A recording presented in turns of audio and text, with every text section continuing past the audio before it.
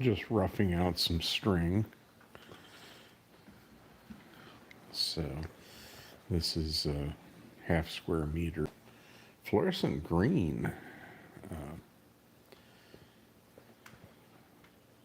Chrome tanned kangaroo skin. I'm showing you how I go about cutting string to use in projects. So when you get to sharp corners, eventually I'm going to have to round this corner out, but I'm basically rough cutting the string.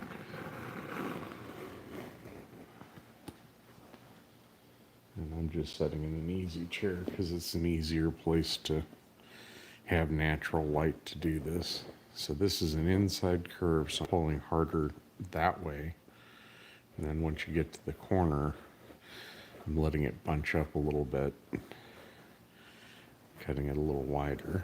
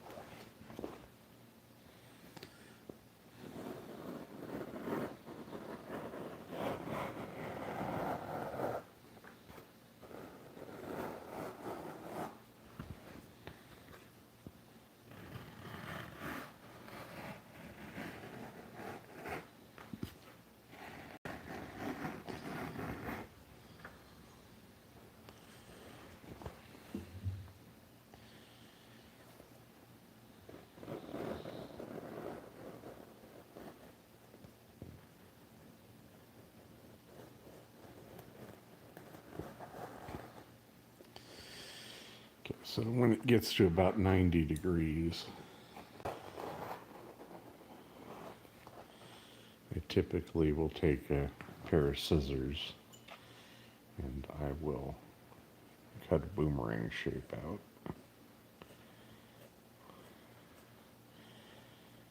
Kind of knocking back the sharpness of that corner.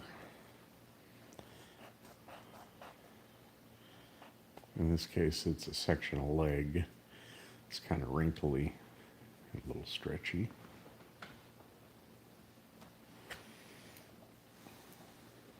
Hi there, welcome. If you guys have any questions, feel free to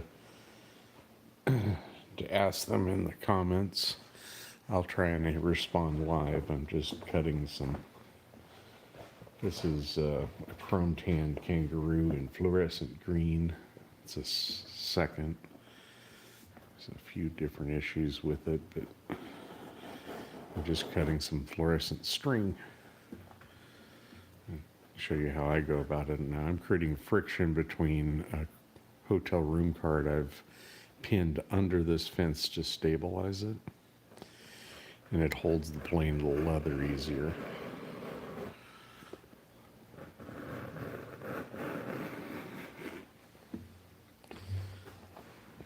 And this is a section of leg that has,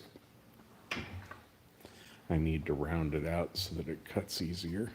I cut kind of a boomerang shape out of it. Shallows out the angle a little bit. And it takes down the sharpness so you don't end up with 90-degree corners or more until you do.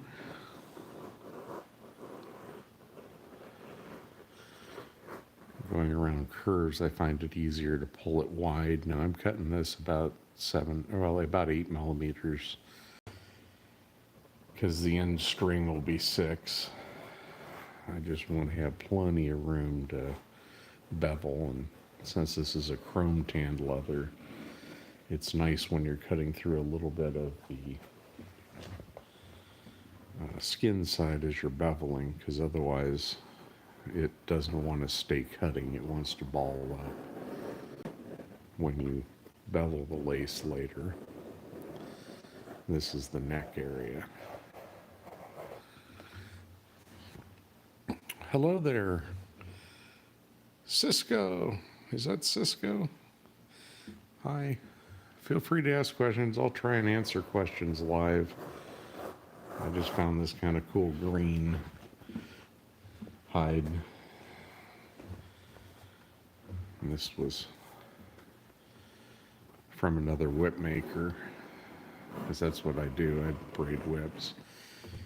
And he was getting rid of old stock and excess inventory, and so I found it on Facebook Marketplace.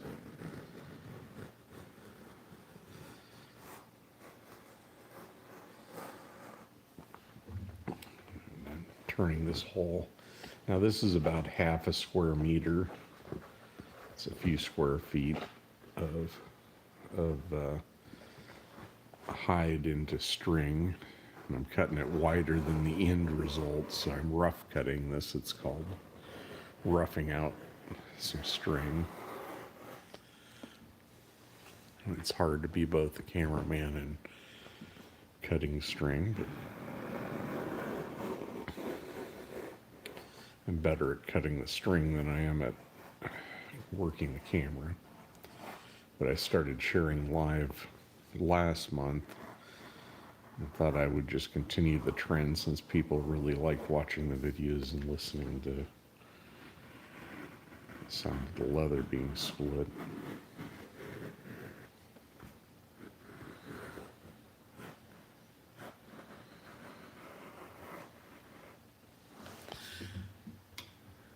I can back this up just a touch, and then I have a harder time reading the messages, but you can see more of what I'm doing.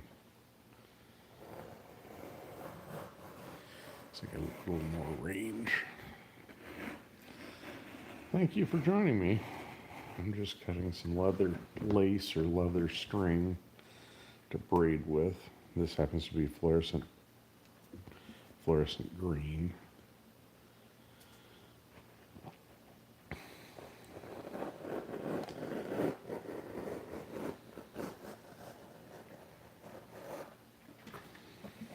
And I don't have a clue as to what I'm going to braid with this yet, but I like the color. It's very bright and cheerful.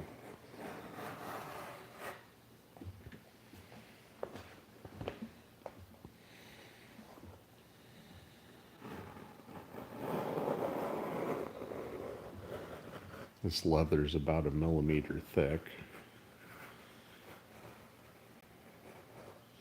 And it's a chrome tanned.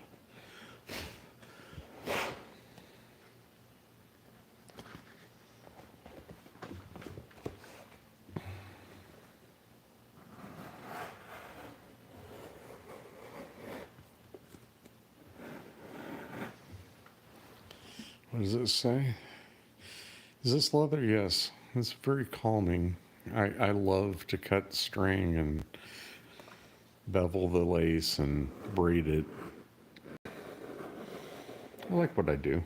I love sharing it with other people. If you want to make string out of a whole hide, this is one way to do it. Yes, this is leather. This happens to be a kangaroo hide, about half a square meter.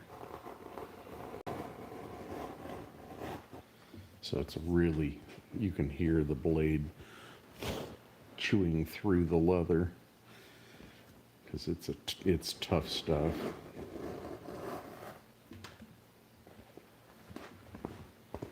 And you always want to cut it 20 or 30% wider than the end result of the string you want to produce. Because when you go to bevel it, you have to catch a little bit of the skin side to bevel that corner off in chrome tanned.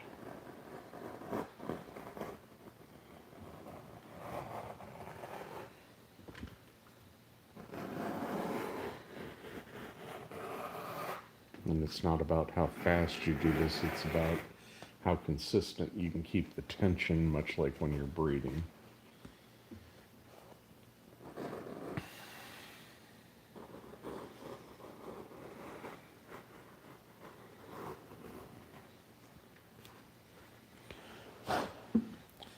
So the blade you'll get fluff that'll form that'll try and bevel the leather as you do it, because it'll roll the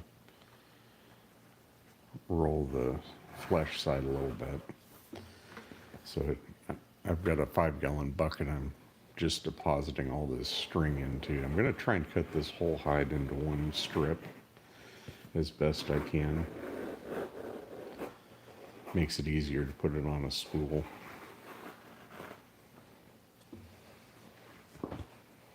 There's some tricks to doing it.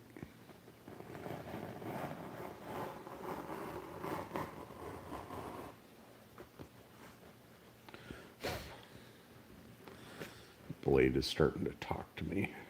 So this is a standard kind of Aussie strander tool from Tandy Leather that I've modified. There's a little kangaroo washer I've added to stabilize the fence a little bit on the outside.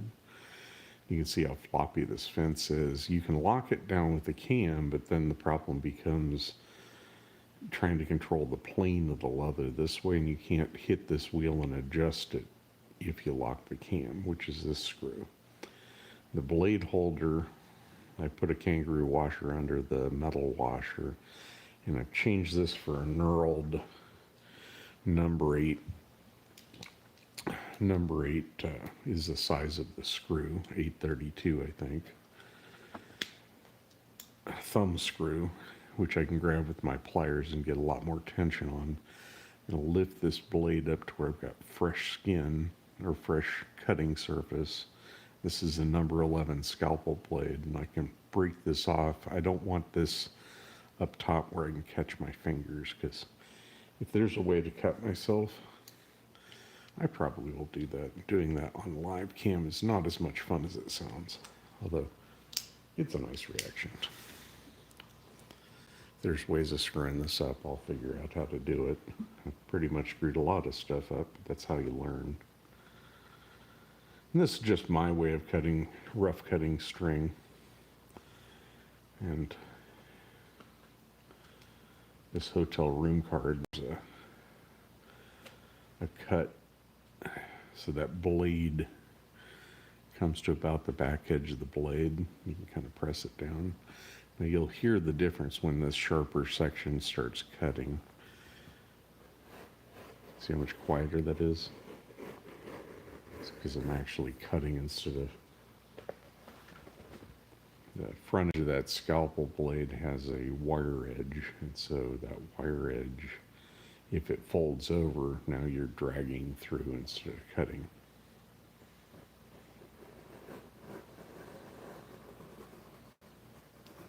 So you have to listen to the blade as it sings through the leather.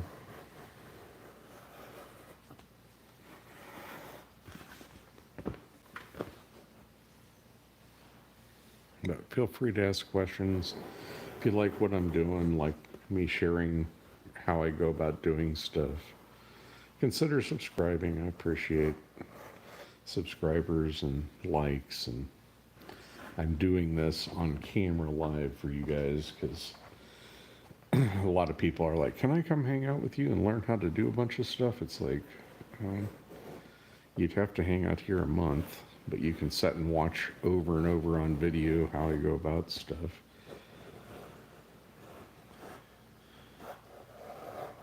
And it's easier to show how I go about stuff. And if you find a better way, please use it. This isn't the only way to do this. It's just my way.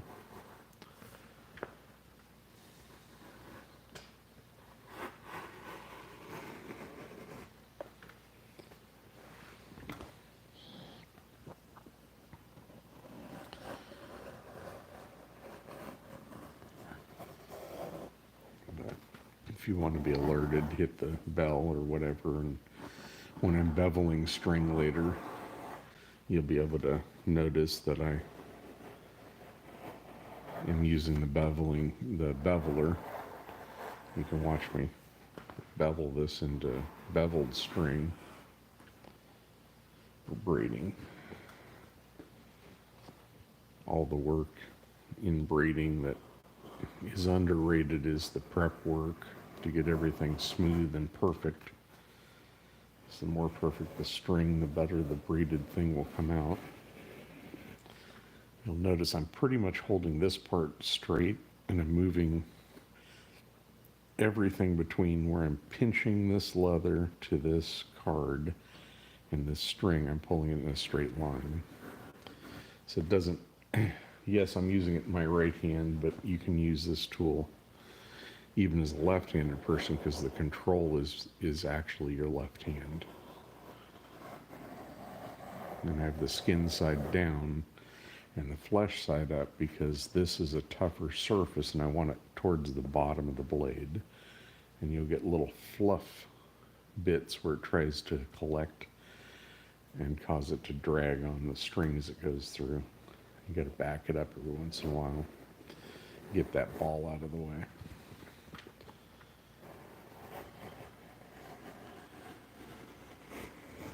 I'm pulling with about 15, 20 pounds of tension, so it's not like I'm not putting a lot of tension on this as it goes through the blade. You'll see it scrunch up here as I go around the corner. I'm intentionally cutting wider around the corners. That way when I come back to bevel it off, that section of string will straighten out and be more uniform and not have as much of a wrinkle.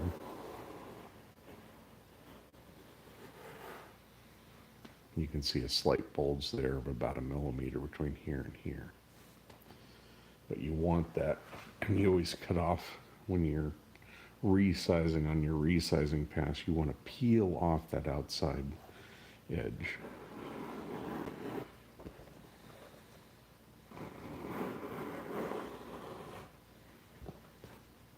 But fluorescent green's a cool color. I've never had fluorescent green. I've had hot pink and fluorescent yellow leather.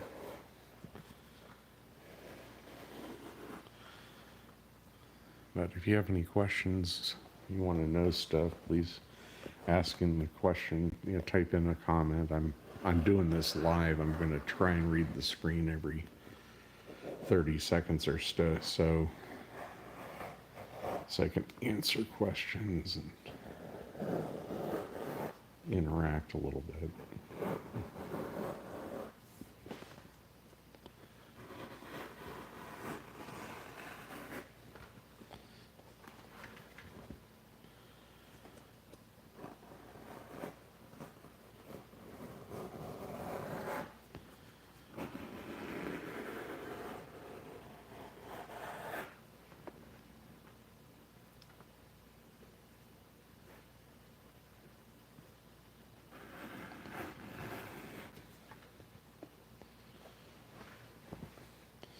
This section is part of the leg section that was out about a hand's breadth out.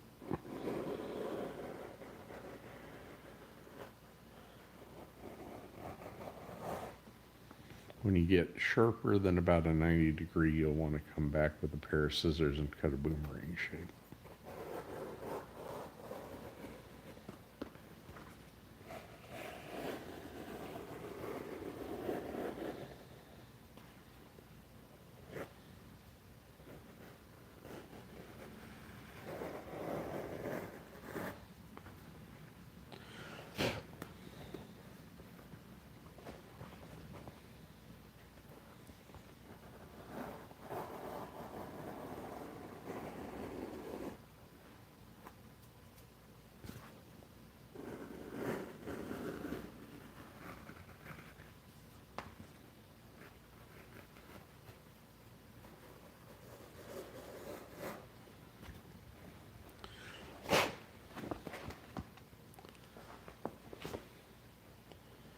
Trying to run the camera while you're doing this is a bit of work.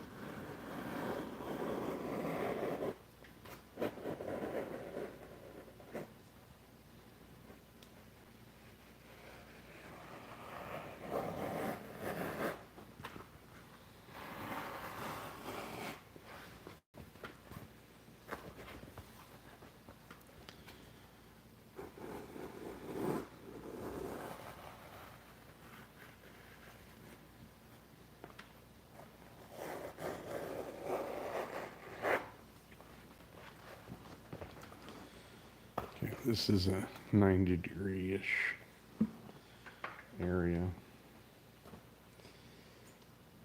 Come in with a pair of scissors. They'd have to be curved scissors. It does help a little bit sometimes, but this is some pretty tough leather to cut.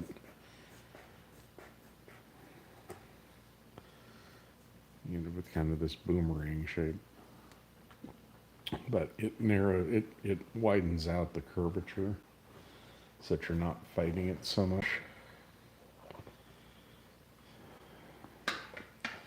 So you end up with a whole bunch of weird little boomerang shapes when you're cutting a hide. You'll notice almost all of these corners are outside corners, and the more outside corners you have with no inside corners, the better off you are. After I cross this one last time, this will become less than 90, and I'll have to do it again.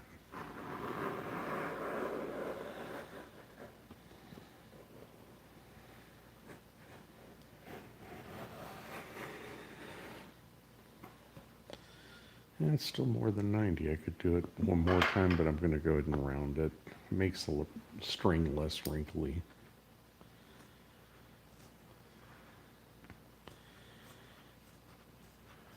And you want halfway through the bigger curve to be at the point.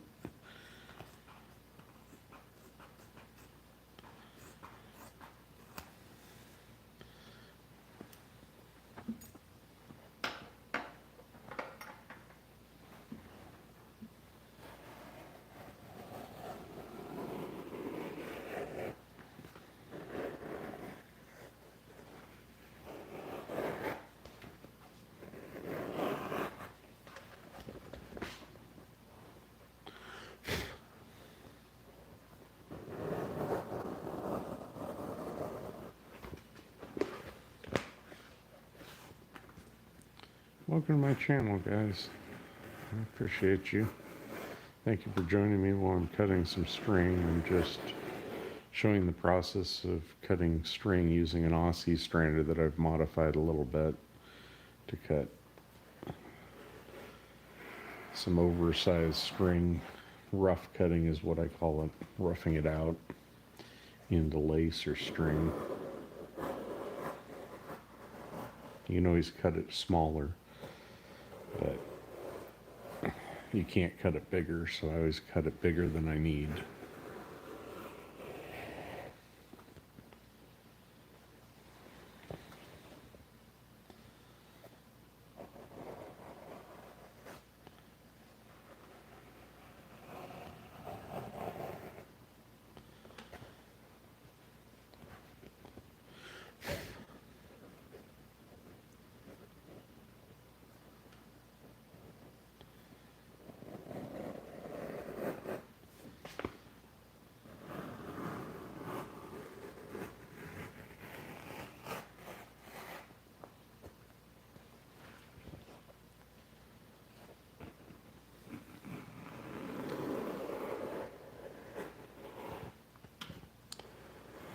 If you like leatherworking or braiding, feel free to hit the bell and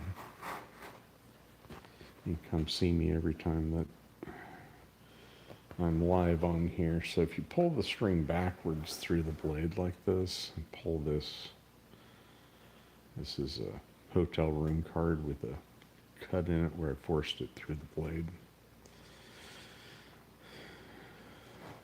I'm going to show you what I do to get fresh blade surface. I'll grab this and just break it off. That's how I go about it. Doesn't mean it's the safest method, but I've been doing this for a lot of years. There is no safe way to work with razor blades.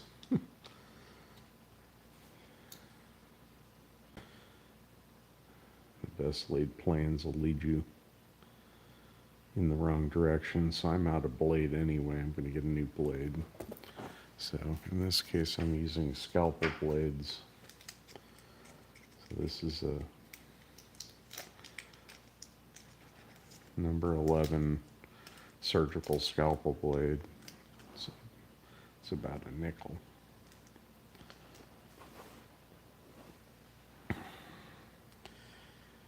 Put it behind the washer, put it up against the barrel, finger tighten it.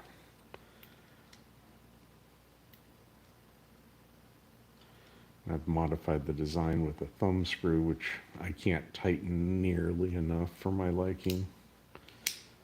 So I grab it with the pliers.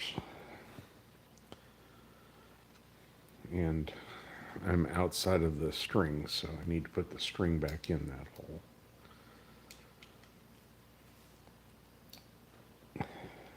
So if you want to keep cutting contiguous lace, you have to put the lace in there.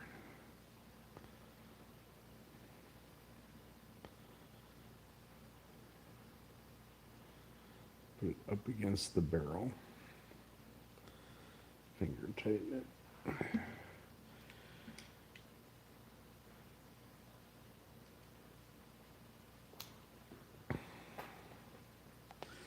Lift up the fence, slide in the card. So that card gives you almost like a table that holds the leather in the right orientation.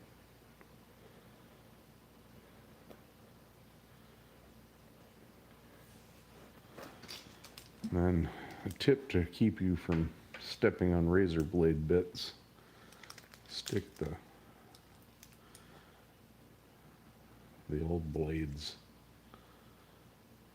back in the sheath from the new blade, fold it over. At my other station, I've got a box about this big, about 2 inches thick, that has I cut a big hole to slide the blades in so I didn't end up walking on them because I'm barefoot. So,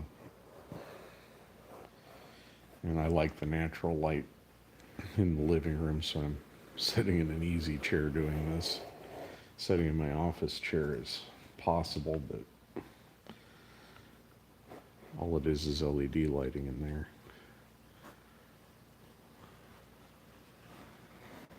Okay, I'm about to round out that corner because it's starting to get to be a sharp corner.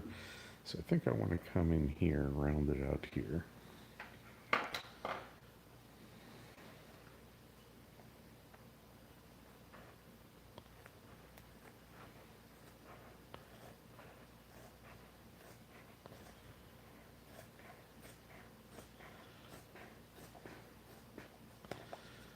And this is more of an art than a science, but you end up with a lot of boomerang shapes. If you guys have ideas as to what to do with boomerang shapes, let me know.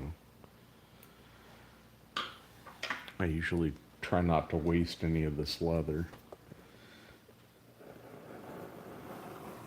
You can hear the difference of the fresh blade.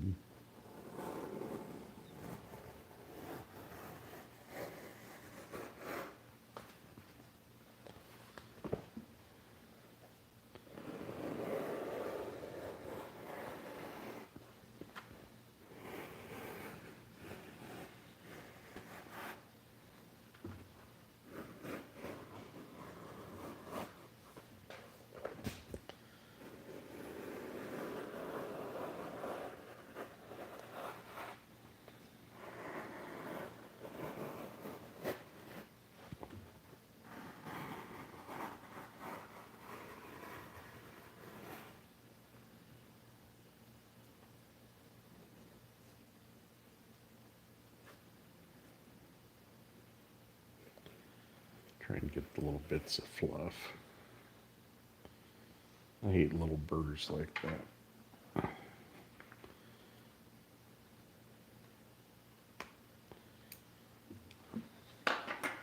Try and keep the string as clean as you can as you go.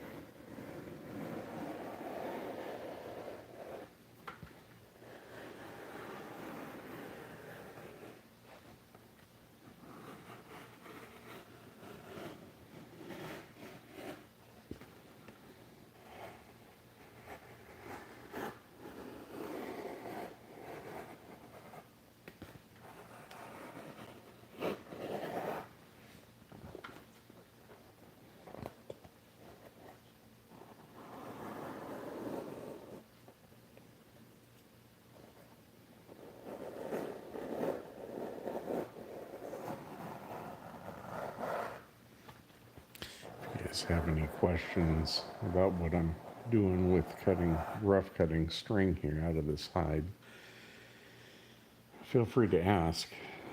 I'm live, so I'm trying to answer questions and show people how I go about doing some stuff. There isn't much I don't try and show. Some of it's kind of pointless because you can't really see what I'm doing without the camera being perfectly placed the whole time.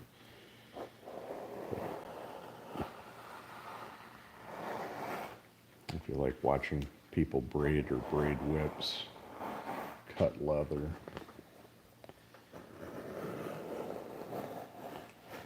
The goal here is to cut this as one contiguous strip from this hide, which start off half a square meter, more than halfway through at this point.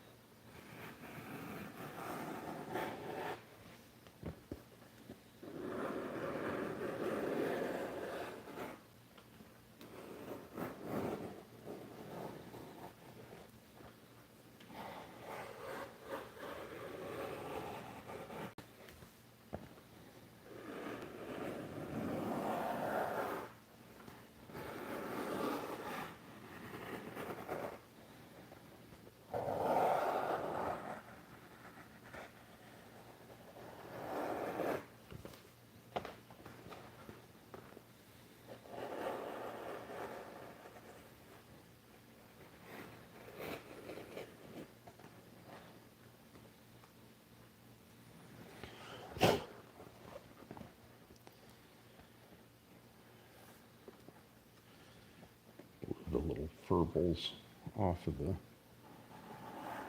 nose of the blade.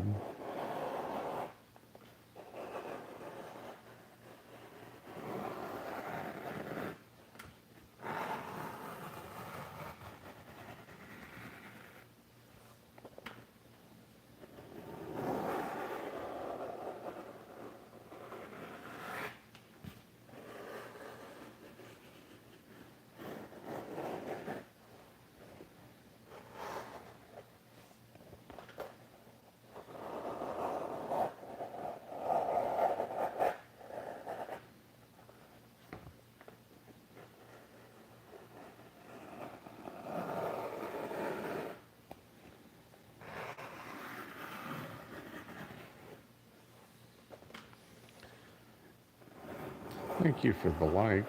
I appreciate that.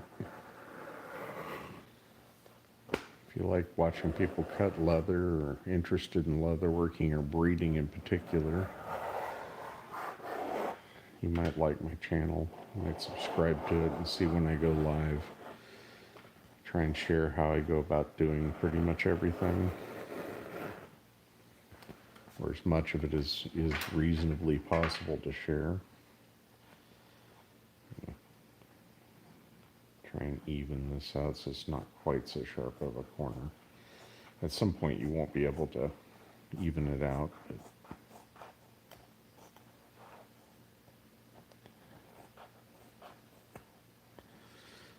Another boomerang shape. Get a lot of smiley boomerang shapes when you're cutting. Trying to keep the skin evenly going through.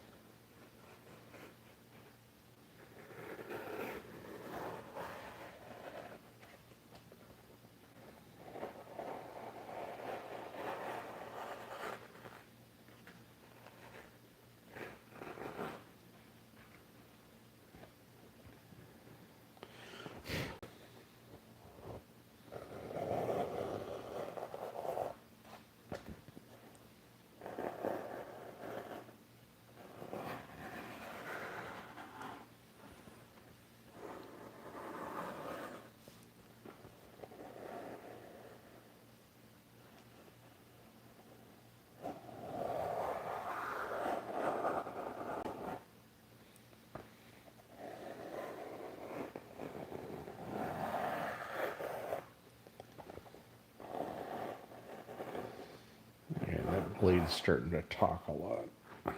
So pop the hotel room card out.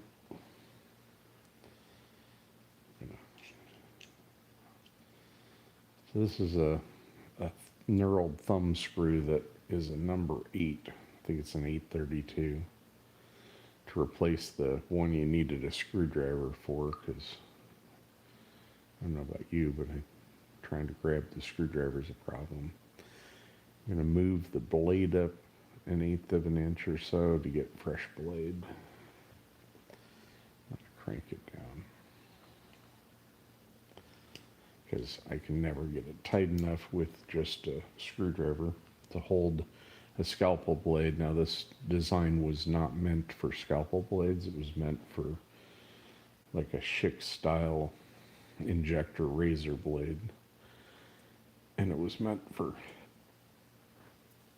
laying at an angle so you punch up into the leather that leaves an exposed blade. And this way there's not an exposed blade for me to drag through my skin.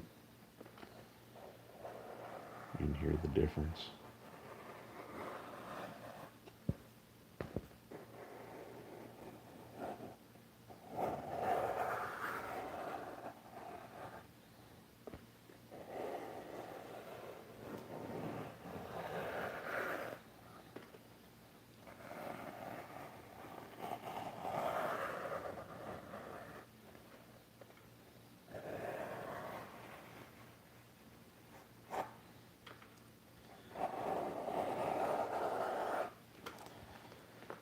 Okay, I'm going to kind of round this end out a little bit.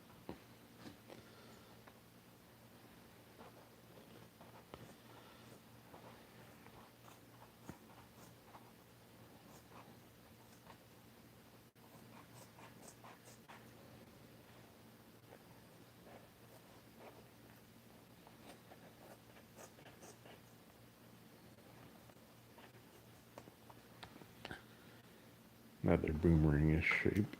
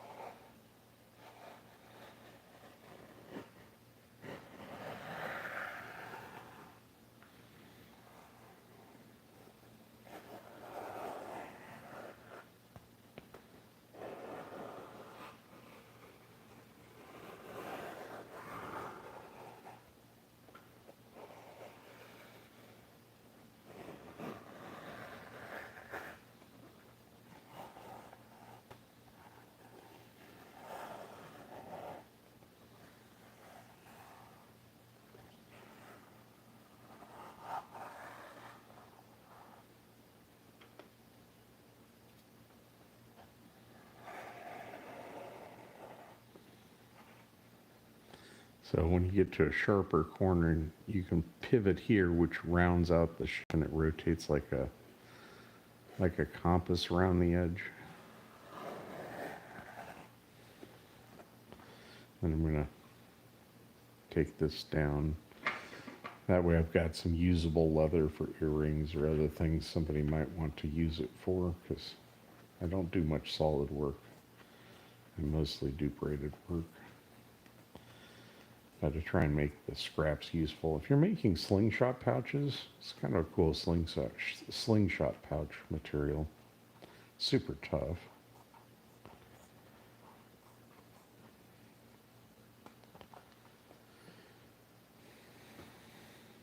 Fat boomerang.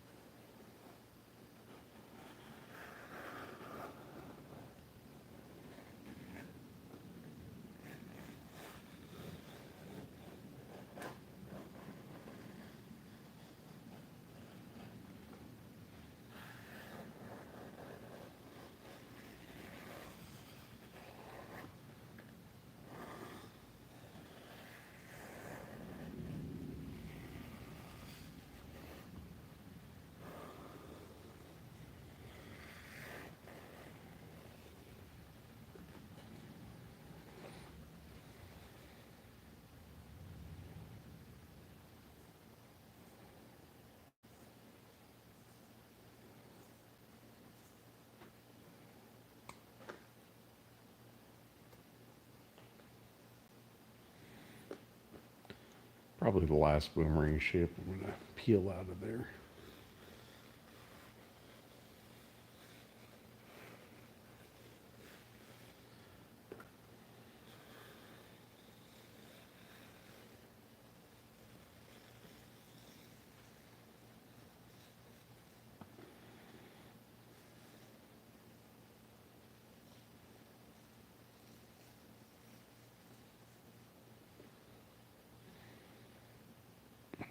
Okay, so I'm going to leave that little piece for somebody else to use. But when you put this under tension, it takes a lot of the wiggle out. And then when you're resizing it, you want to cut off the outside edge, which is always wider than the inside edge. So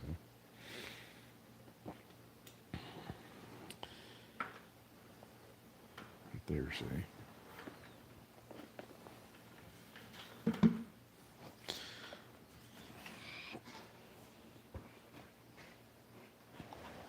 So there's a bucket, 5-gallon bucket. That's one piece that came out of that half square meter. It's all about 8 millimeter, 9 millimeter. And I'm going to cut it down to probably 6 as I bevel it, because beveling chrome, you have to be cutting through a little bit of the skin side while you're beveling the flesh side. So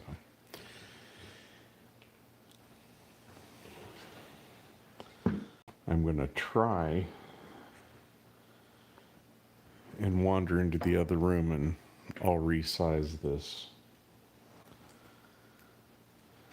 Since I've got some of you watching and I don't want to have to restart the live stream.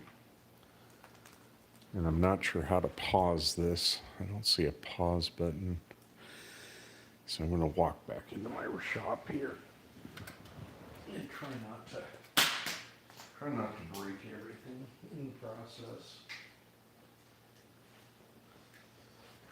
Let's see.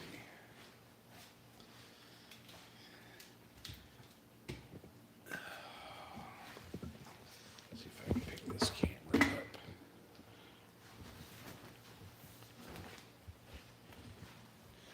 Say hi to Penny. Hi, Penny. Hi, Sammy. Good dog, Sammy. I know, I'm just working today.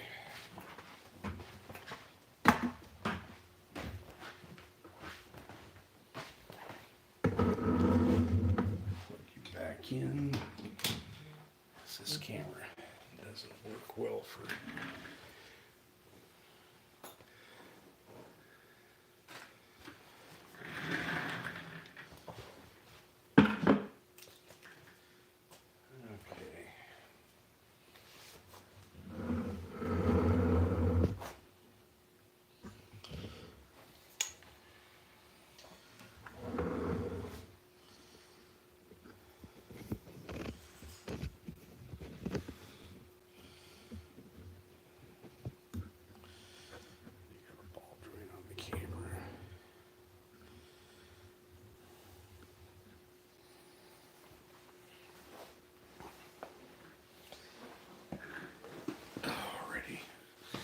So this is a resizing straight edge attachment. I'm going to pull this off and change it to a beveler attachment.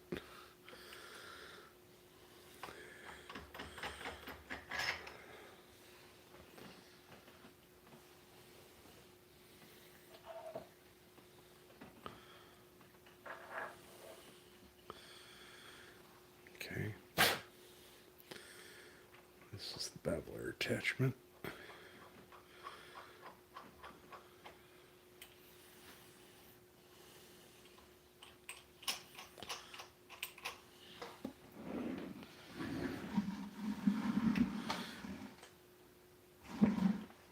And because I dropped it, I have to find a piece of string. Okay.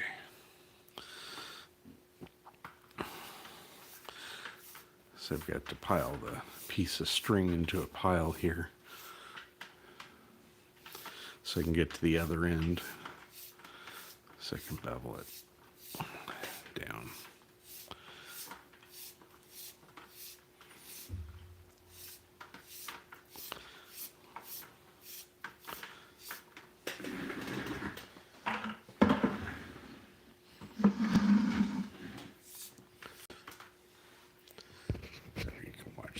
process too.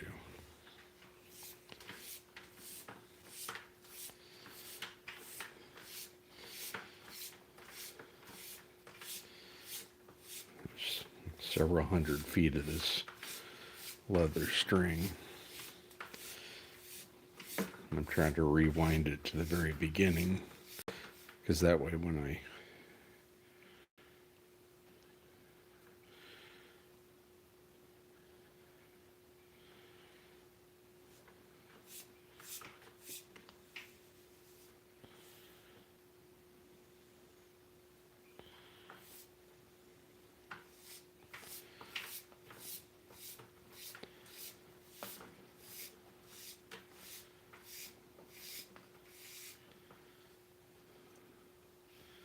that way when I'm cutting and you come to an outside edge,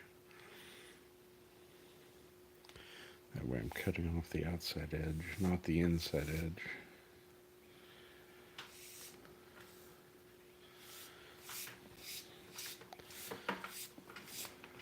It's one continuous long strand.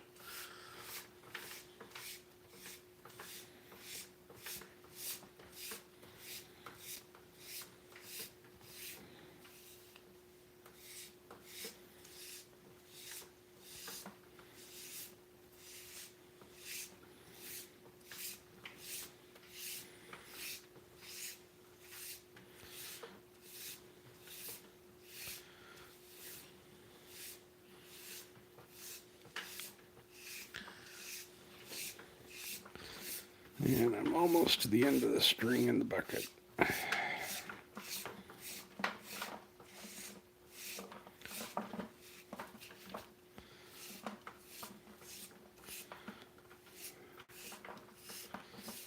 Okay. There's the beginning where I started.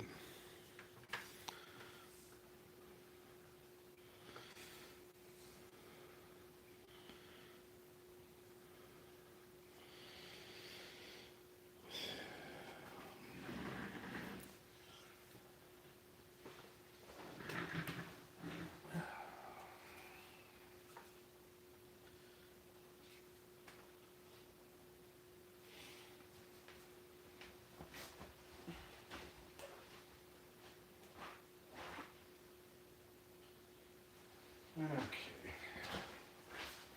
Get all my ducks in a row here. I'm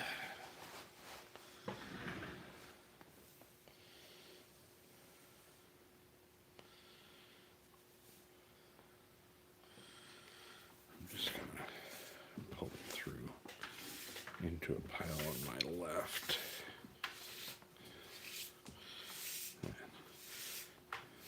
There's a mountain of lace here.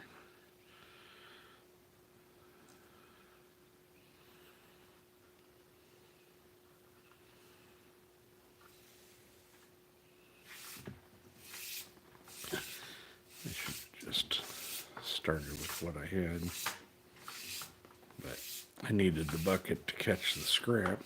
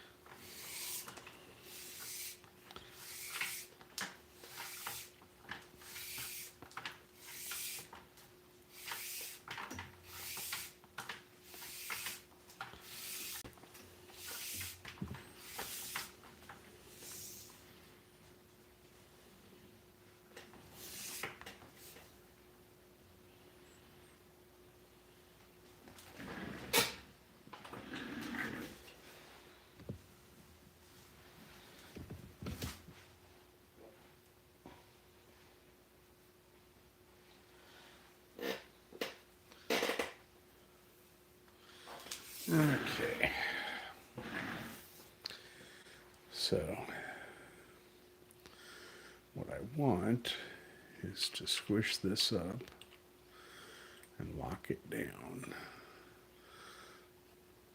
so that as I'm peeling this, I'm beveling.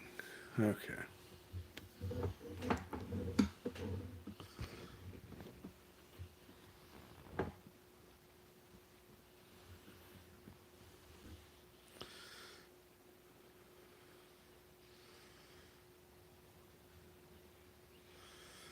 Okay, so if you can grab hold of this offcut piece,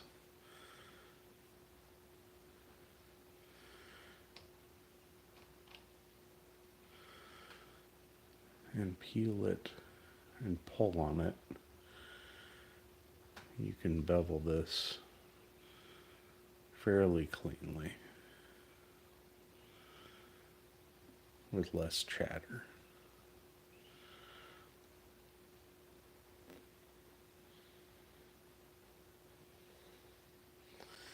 Now it's chrome tan, so the more you pull on it, you can wipe the blade away from you, but don't wipe it towards yourself.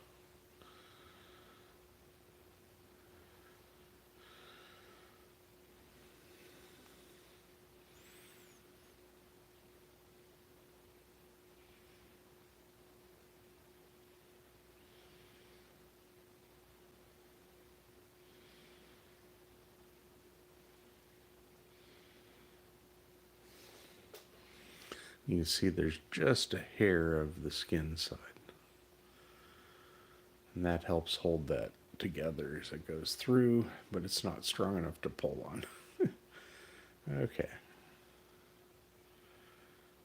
It just helps reduce chatter. You're going to get some blade chatter. It's chrome. We're literally just doing the best we can here.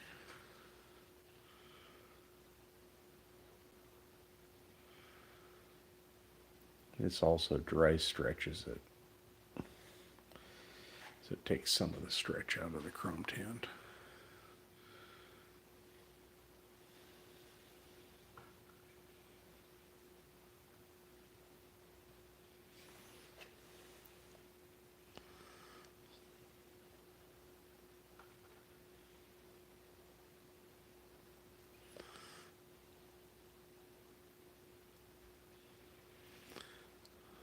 Try not to have it chatter if possible.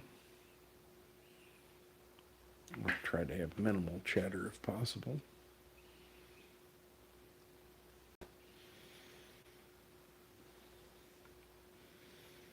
The secret really is balancing the amount of tension you're pulling through with downward force and smoothly pulling it through as best you can. Now this is from the very center where we were going around in circles really tight for those of you who are just joining us. I just stripped this, roughed this chunk of lace out.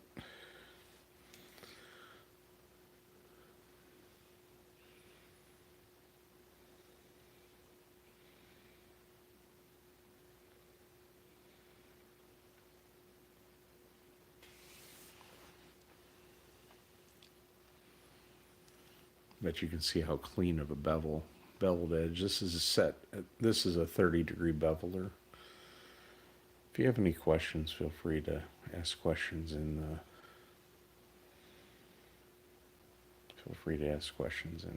comments. I'm doing this live and sharing it with you guys.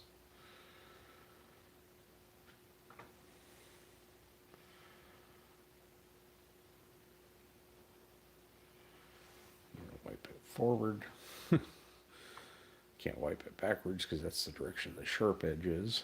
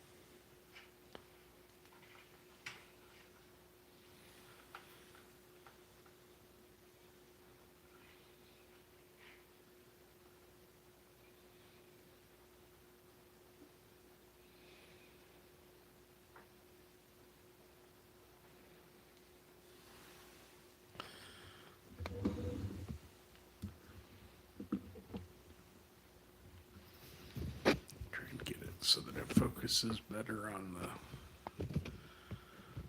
cutting process instead of my hand.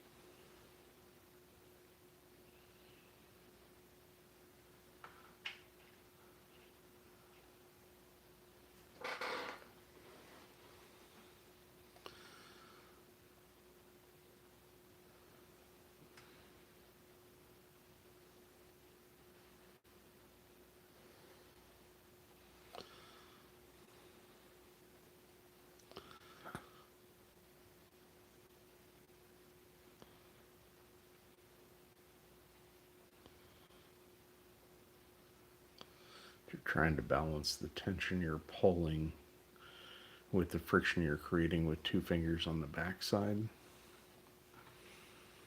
to get the maximum smooth out of the blade to cut through the diagonal.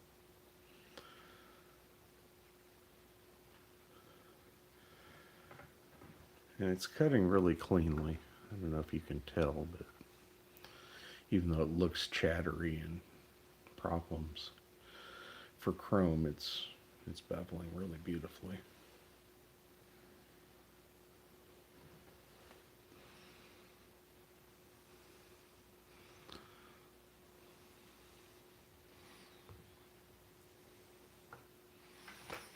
Yeah, you know, the autofocus. Blow off the dust, maybe that'll help. It's a lot of leather dust. You're going to get covered in dust no matter what you do.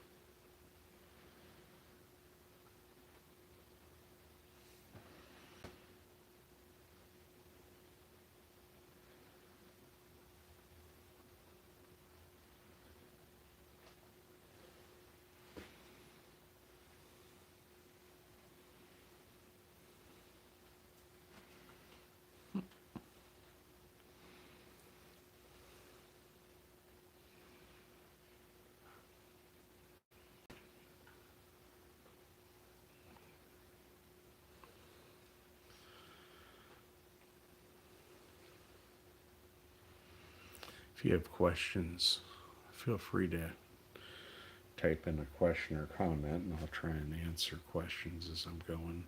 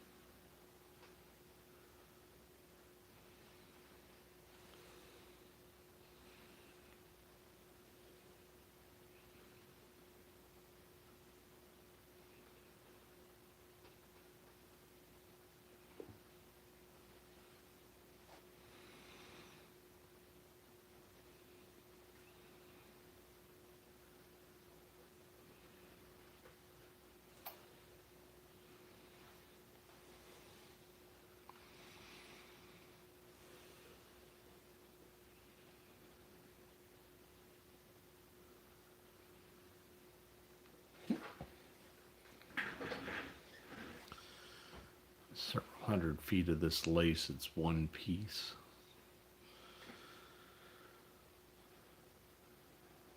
So it makes this step faster if it's all one piece.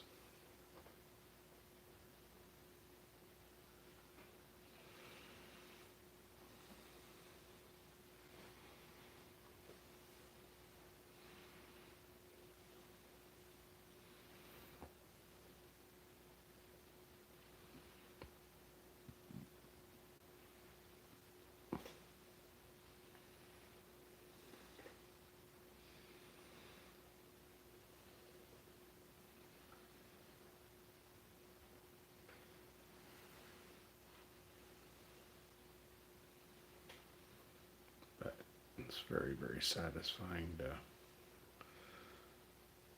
like, this is my rough cut string. You can see how consistently the width varies a little bit, but considering it's rough cut, not finished lace,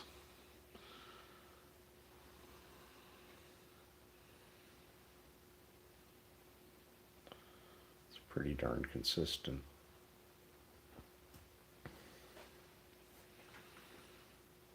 A lot of people's finished lace isn't this consistent on width.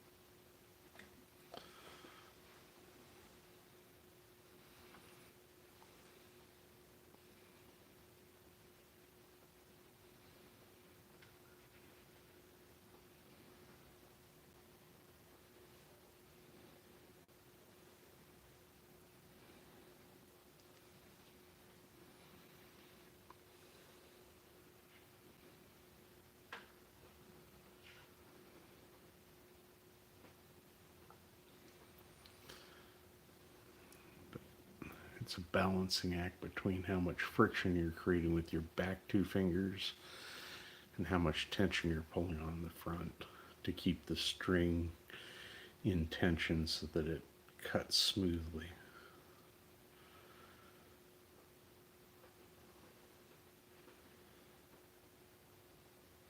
Especially with chrome tanned.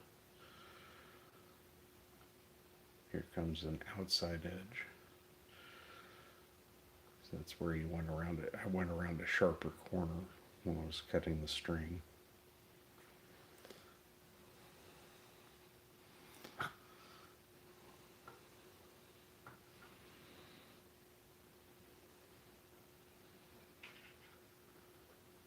Another outside corner.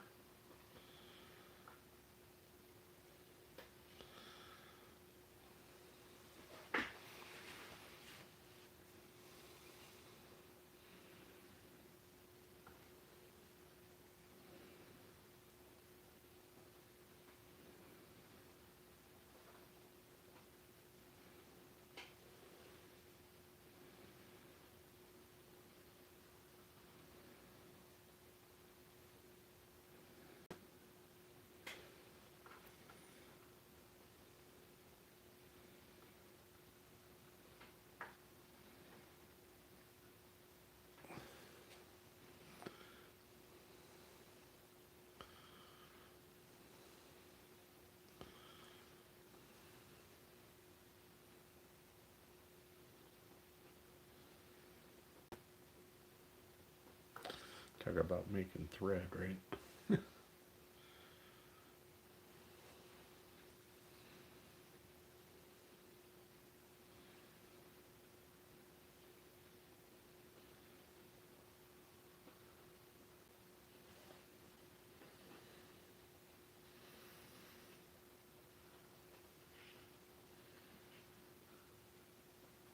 Side corner.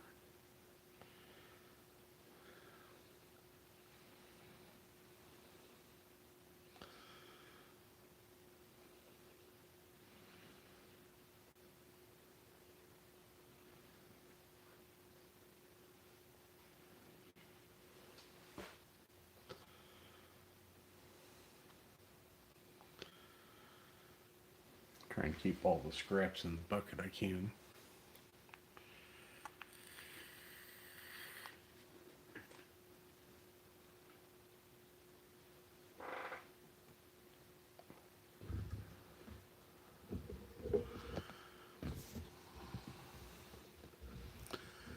Always trying to get better lighting in here to show you guys more detail, but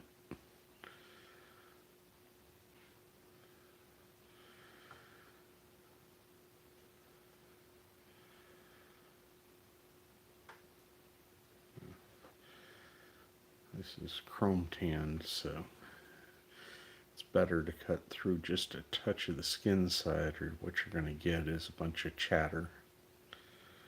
Way more chatter than you want. It's a number 11 scalpel blade. The tool is called a Why Not Beveler, combination beveler. It's a very cool tool. They're not a sponsor or anything.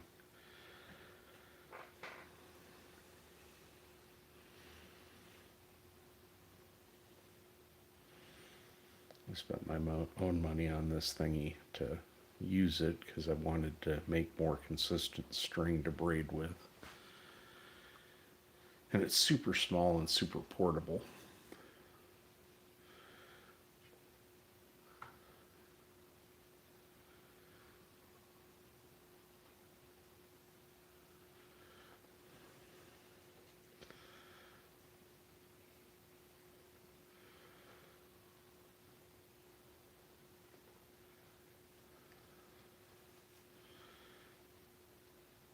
Side corner. It's a little wider than normal.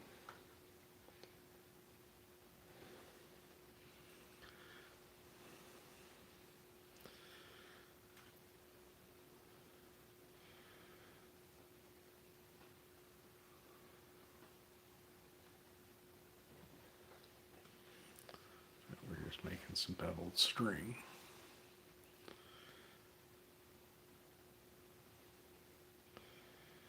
Happens to be fluorescent green string.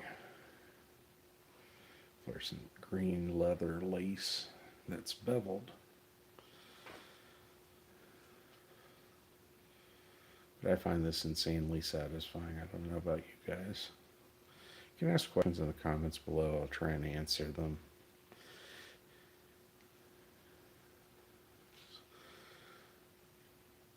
people that sit and watch live. Some of them stay on for a few seconds, some of them watch for an hour. Just because it's fascinating to watch something peel off. This is my rough cut string I cut out of a hide earlier in the video. When I post it, it will be the entire process of cutting a single string out of an entire hide and turning it into beveled lace.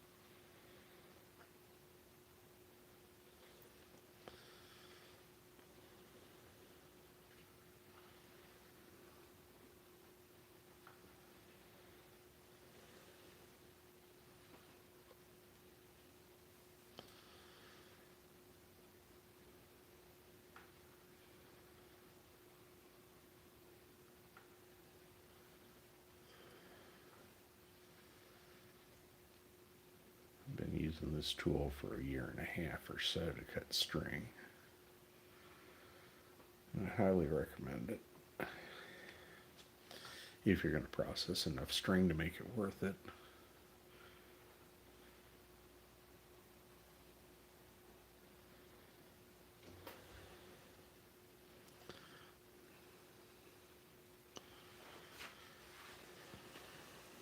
But you have to keep the right amount of tension across the blade, which requires pinching it against the back side of the tool with 2 fingers pretty firmly. And I'm keeping 25-30 pounds of tension between the 2 points. Kind of crazy. It's kind of hard on your hands, but it does help it cut a lot smoother when it's chrome tanned.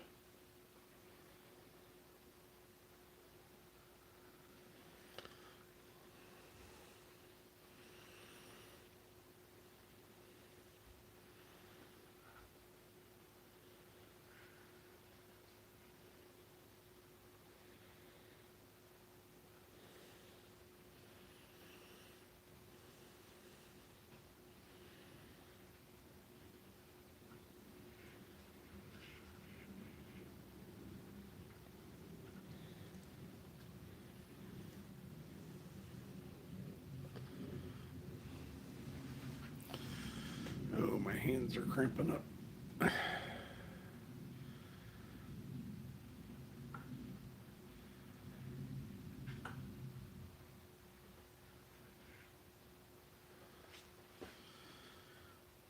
The beginning part of this live stream was me cutting this contiguous strip out of a hide using a modified Aussie tool.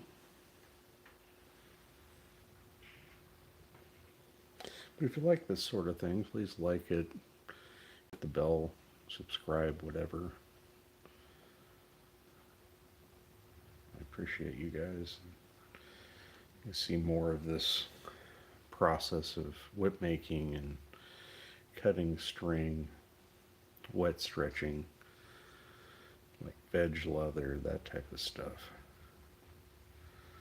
Making good string is the first step in making good braided goods.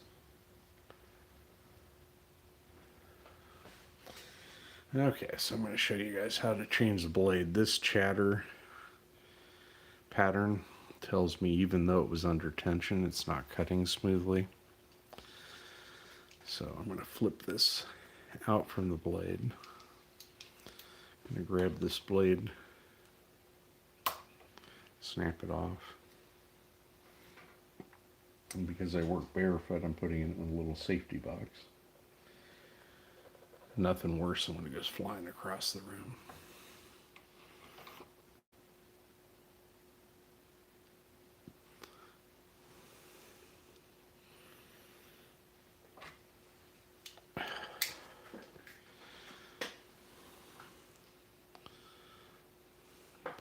backwards, going back forwards.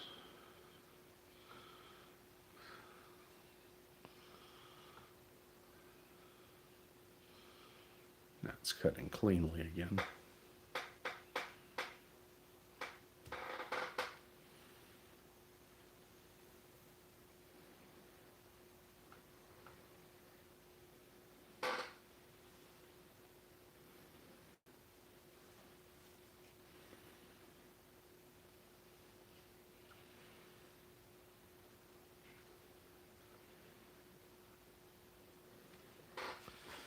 You can also listen to the blade, and the blade will tell you when it needs moved or changed.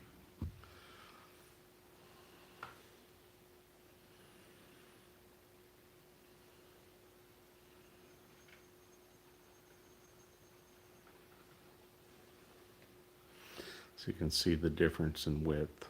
It's not a tremendous amount, but it's beveled instead of square.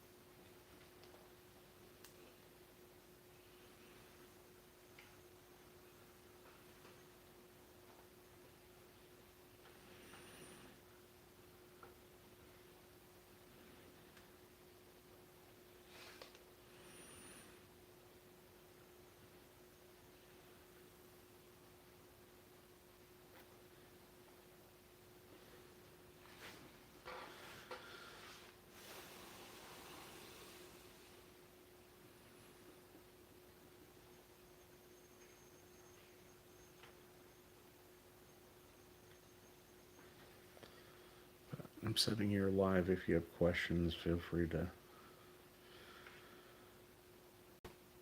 put a comment and I'll try and answer your questions. Oh, my hands are talking to me.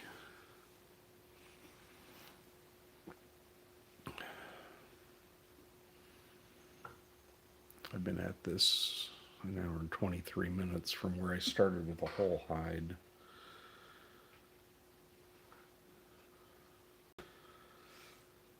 This is an outside corner, so it's going to get wide and then narrow. Another outside corner, wide and then narrow.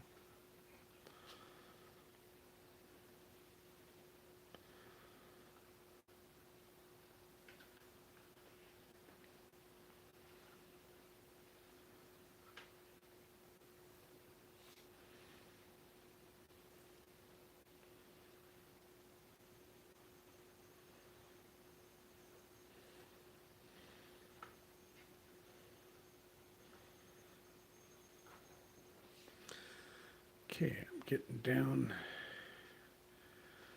to the last 20 feet or so. And then I'm going to turn the strip around and bevel the other side. And I'll show you that process as well.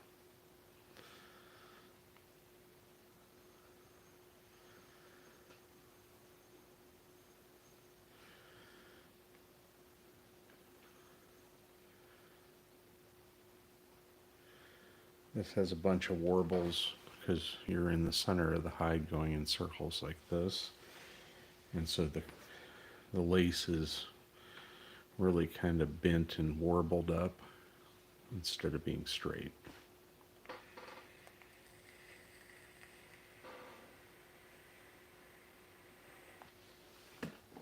So it's going to chatter and be weird. No matter how close to perfect I pull this through, it's going to chatter and be weird. But it will straighten it out quite a bit.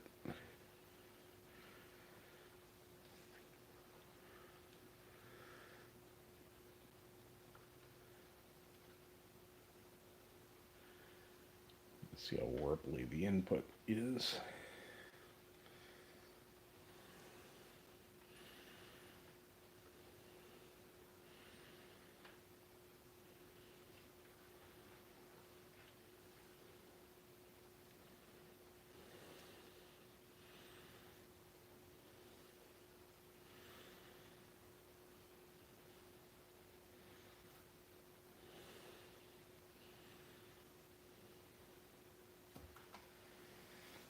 Okay, now I have a mountain of lace. And I'm moving that off to my left. That way I can, okay, so you undo this, you tighten it up. One swipe across that.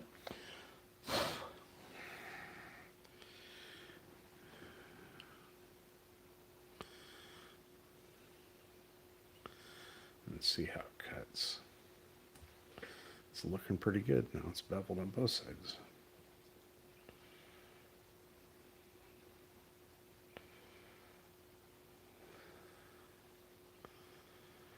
Now this doesn't have any green because I'm just nicking the green. But it is beveling nicely, so I'm going to try keep going. I'd rather keep it the same width all the way down if I can.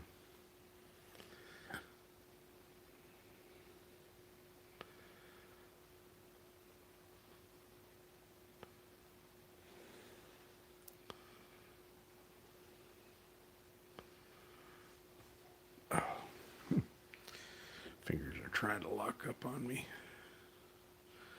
Try using 3 fingers instead of 2.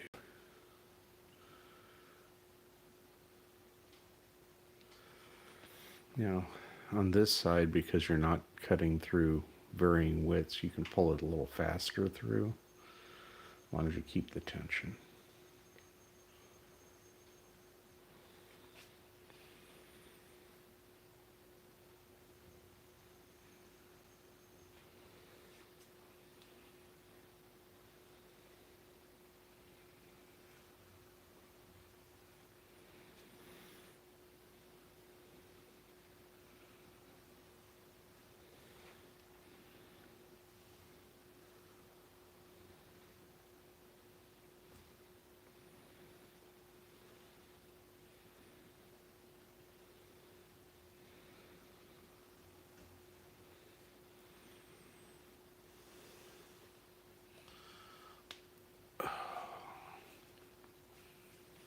You can see how nicely it's beveled that string right to the green. But the secret is really with this tool, you have to keep the tension super even and the pull and speed at which you're cutting super even. And that takes a lot of practice. I make this look a little bit easier than it actually is, but you can get there. I recommend this tool, it's cool.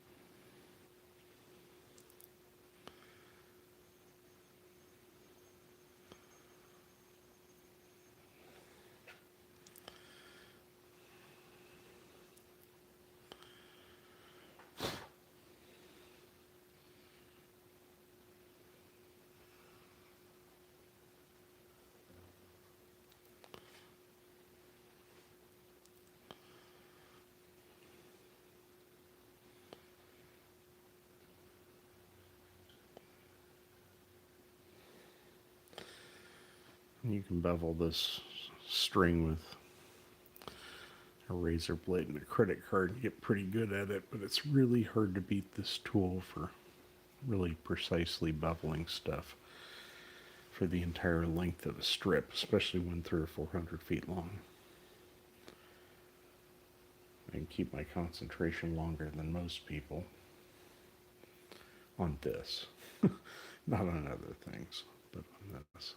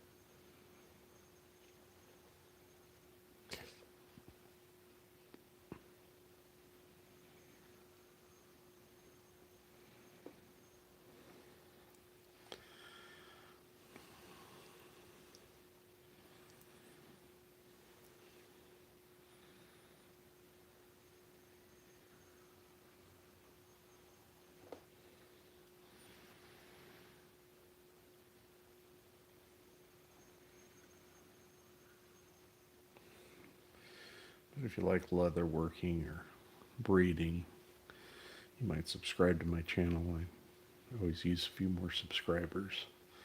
I try and share my process as I do the things I do. Give people ideas as one way to go about doing stuff. This is my method of prepping string for braiding, is to cut it into one really long strip. Then depending on the type of leather, wet stretch it or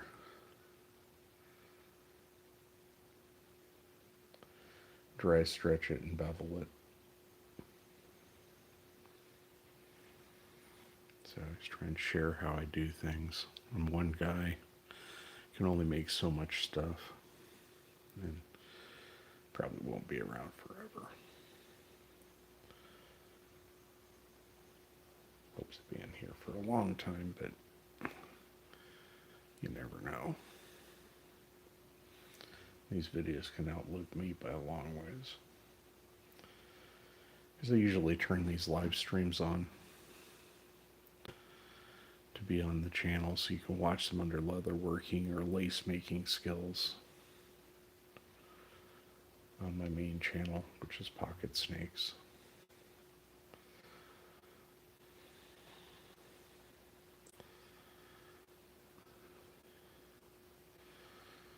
I take suggestions for things to make, braid from people. I haven't figured out what I'm going to do with this green, but it is a pretty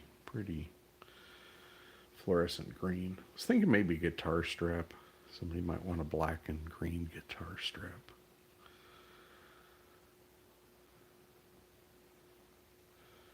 Be cool in black light.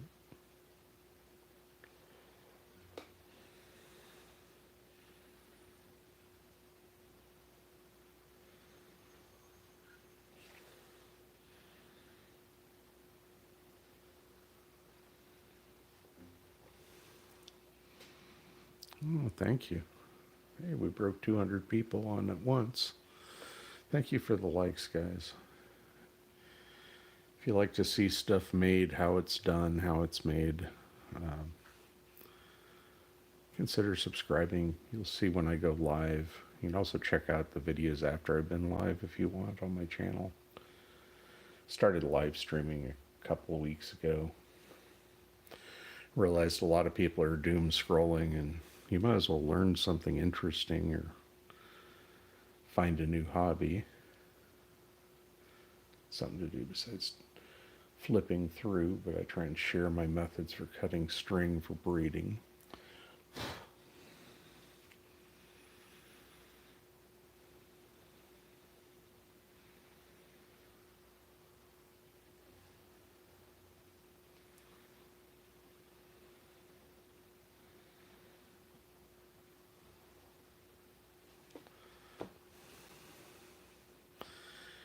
blade's starting to drag.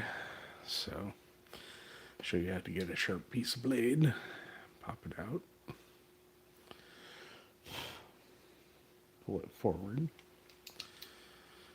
This is one way to do it. You grab it with pliers and just let it snap off. And then you throw that in a little box with a slit so you don't step on it later like I do sometimes.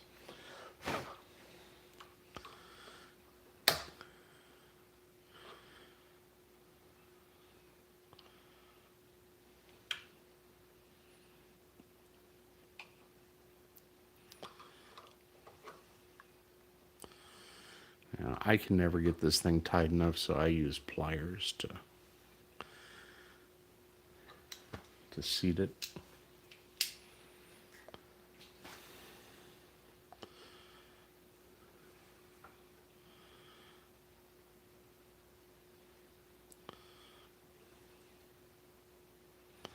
Okay, so it's not up high enough. And a sharper blade will cut deeper instead of skipping. So it may cut a little bit narrower than you were cutting. Just be aware of that.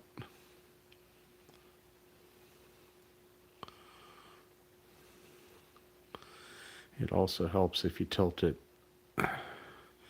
forward before you tighten it so it goes more vertical.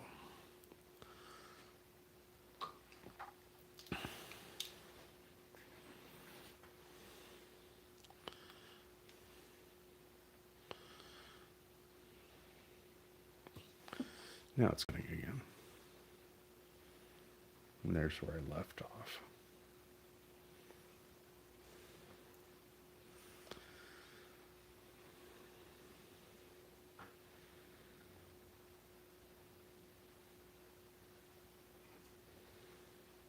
Probably should have changed the blade earlier or moved the blade earlier.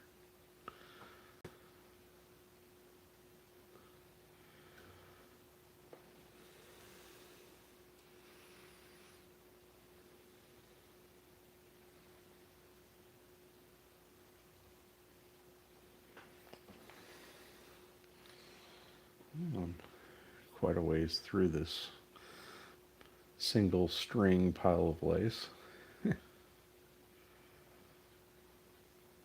on the second side beveling this. So I beveled that side, now I'm beveling this side.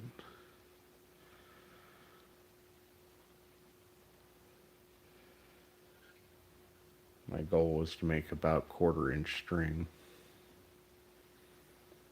I never did actually measure them, and I measured, I just kind of eyeballed it. I figure I probably should measure it at some point. 6.11, 2.41.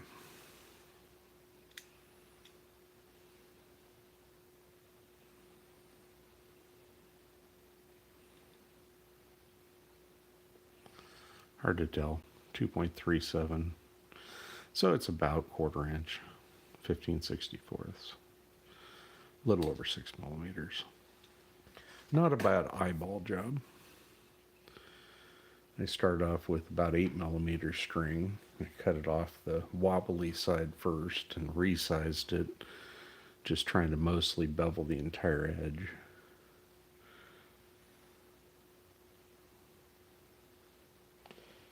Once in a while, it's good to double check with a micrometer.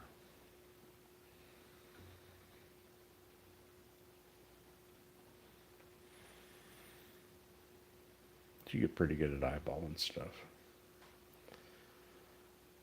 And most of the time, if it's 1/2 millimeter one way or the other, you're pretty happy with the string.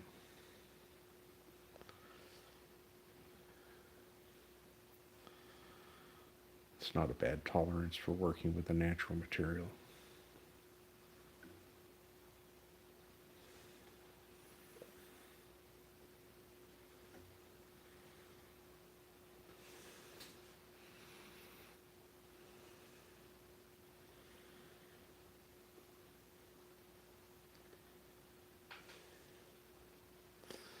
We're putting a 30-degree bevel on some chrome tanned kangaroo fluorescent green string I cut out of a solid piece of hide. In the first 45 minutes of this video, I rough cut it to 7.5, 8 millimeters. Now it's down to about 6 millimeters. Because the beveling process, you have to cut a little bit at the skin in order to get it to bevel nicely. You see the little green coming off. Means you're losing a little bit of it on both sides. More on the outside of the bubble curves.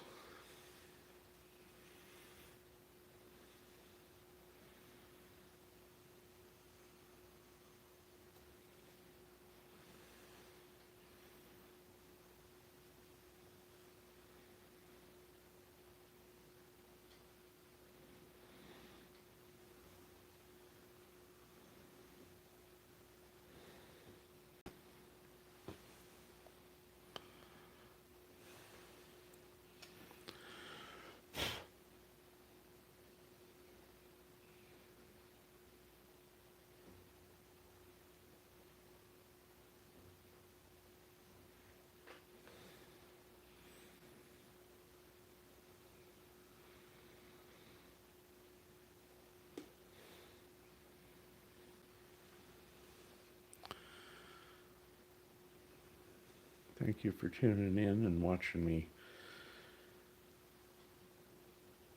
rough cut some string and then bevel the string down after resizing with the first bevel. I'm working my way through. A couple weeks ago I started shooting live streams. A couple people asked me how I go about doing what I do, and it's like, okay, well, I can share it. It's much easier than having somebody come to my place and hang out in my shop.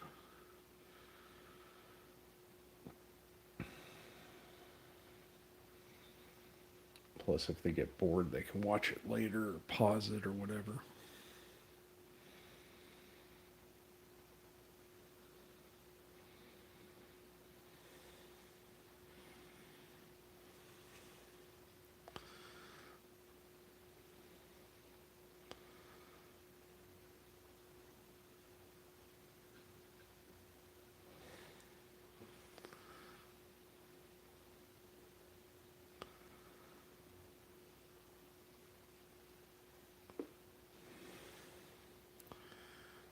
Okay, I'm going to switch the blade out for a fresh one because this one's getting to where it's starting to squish instead of cut.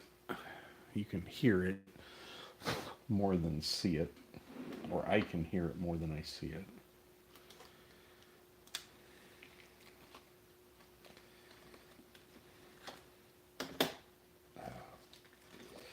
But after 2 hours of doing this, my hands are wanting to work.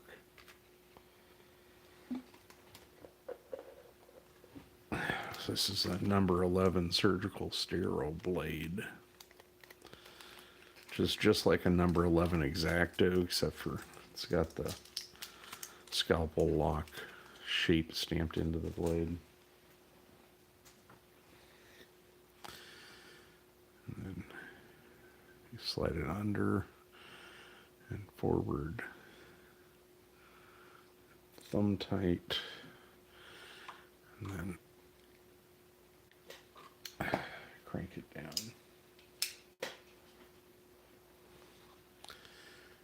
And then pulling it forward,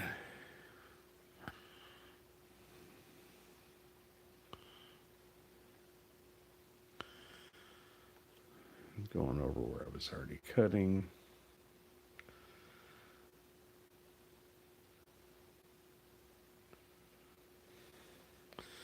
Now it's just engaging just the tip of that scalpel, which is fine.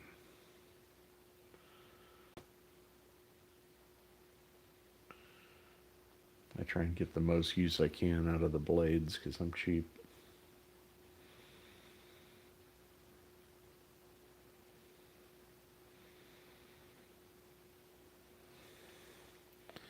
Try and get the most out of the skins too.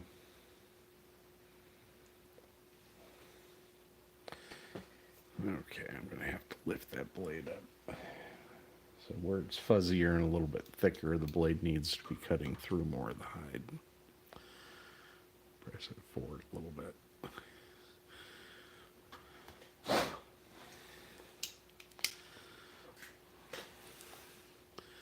Then from an angle, pull it through and seat it, and then pull it back.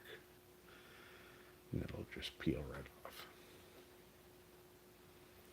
Now I like to pull this scrap piece of sketch so that it falls on the inside into the bucket. So otherwise you have to clear the chips.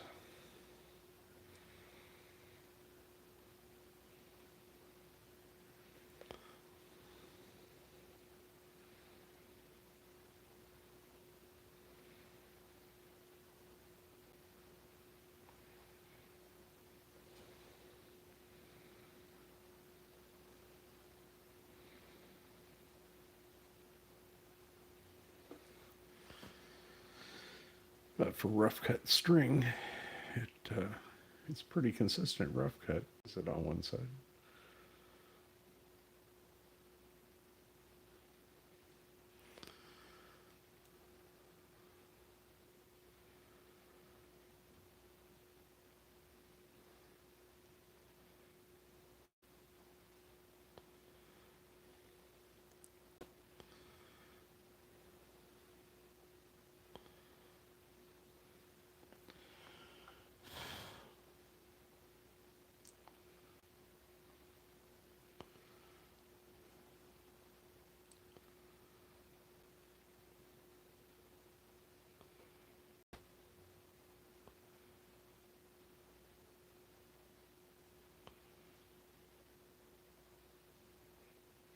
Part of it is this is necking down with this much tension and dry stretching the leather to be smaller.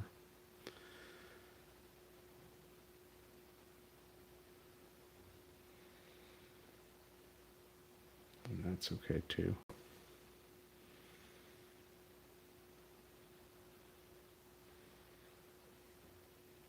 Part of that's I've got too much tension on the backhand, not on the draw hand.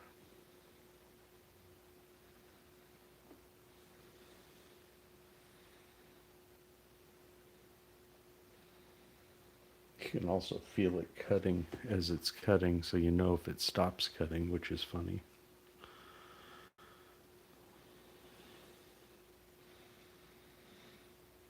You can also hear it, but it's not, this leather isn't as super kind of soft temper. It doesn't talk to you while it cuts as much.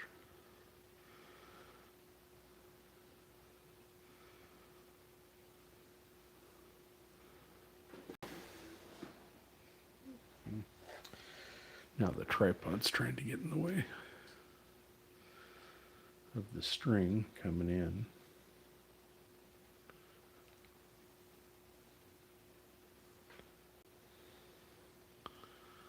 Okay. And I drew a ball of leather through and bent the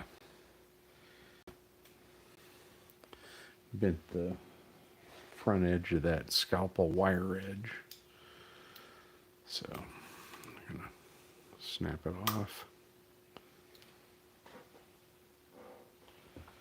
Tuck that away so I don't walk on it.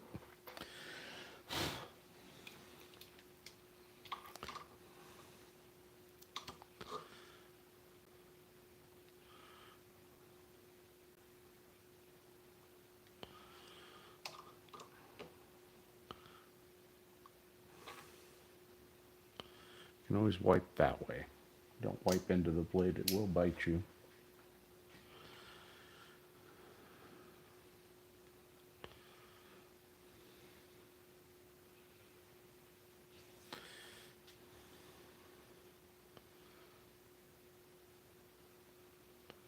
And a sharper blade will cut it a little bit narrower than a dull blade.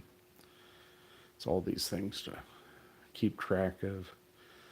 So you need more tension when the blade's sharp than when it's duller. And as long as it's still cutting a clean line, just smile and keep going.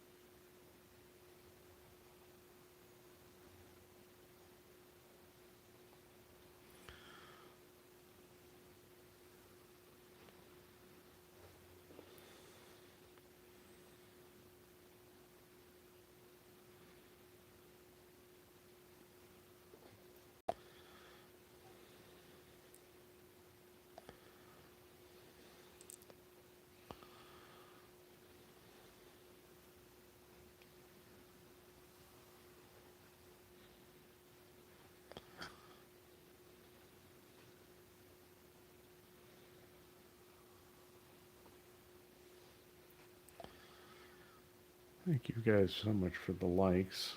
Appreciate all the people who've subscribed all the time with their ability to occasionally come in and watch me again.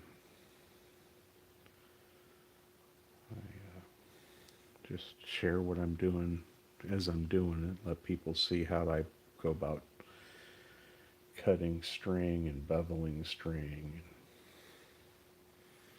try and make spools that are contiguous and perfect. That way when I make stuff, I can just peel it off and use it and know that the whole thing is as close to perfect as possible. Saves me a lot of worrying.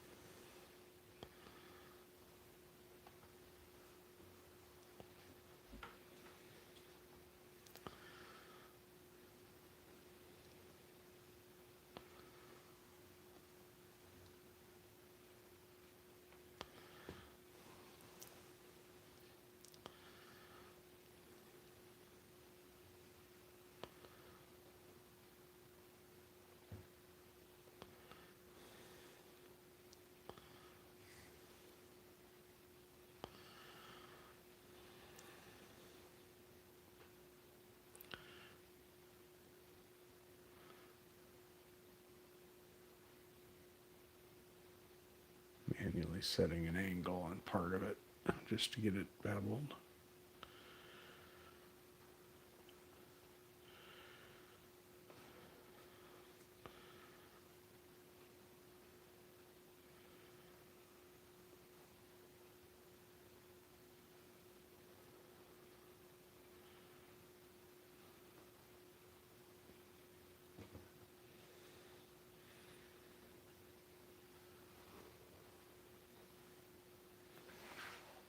Yeah, we're getting down to the last 25, 30 feet. This is good.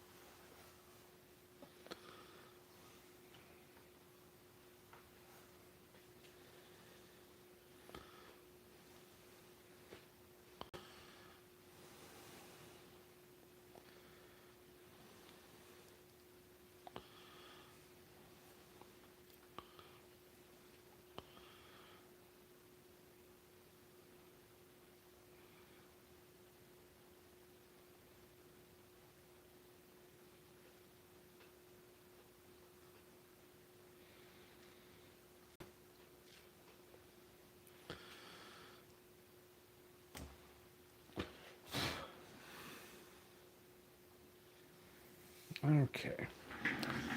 Now I've got to grab a spool, because that's the pile of lace. It's one entire hide is one spool. So, give me a second here.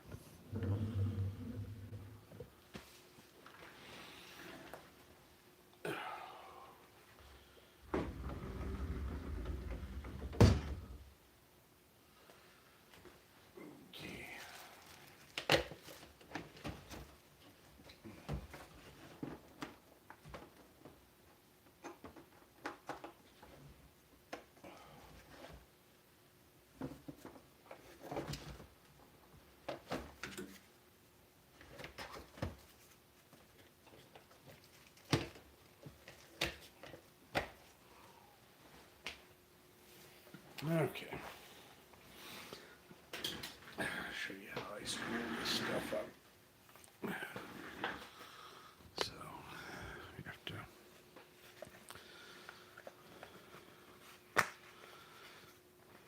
make a spool.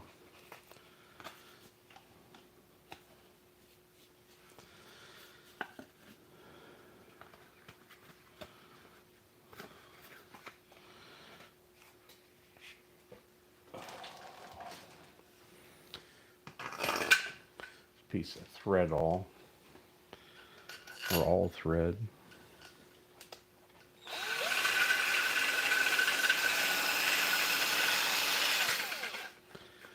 Kind of knock it into the center a little bit. Give it a couple twists.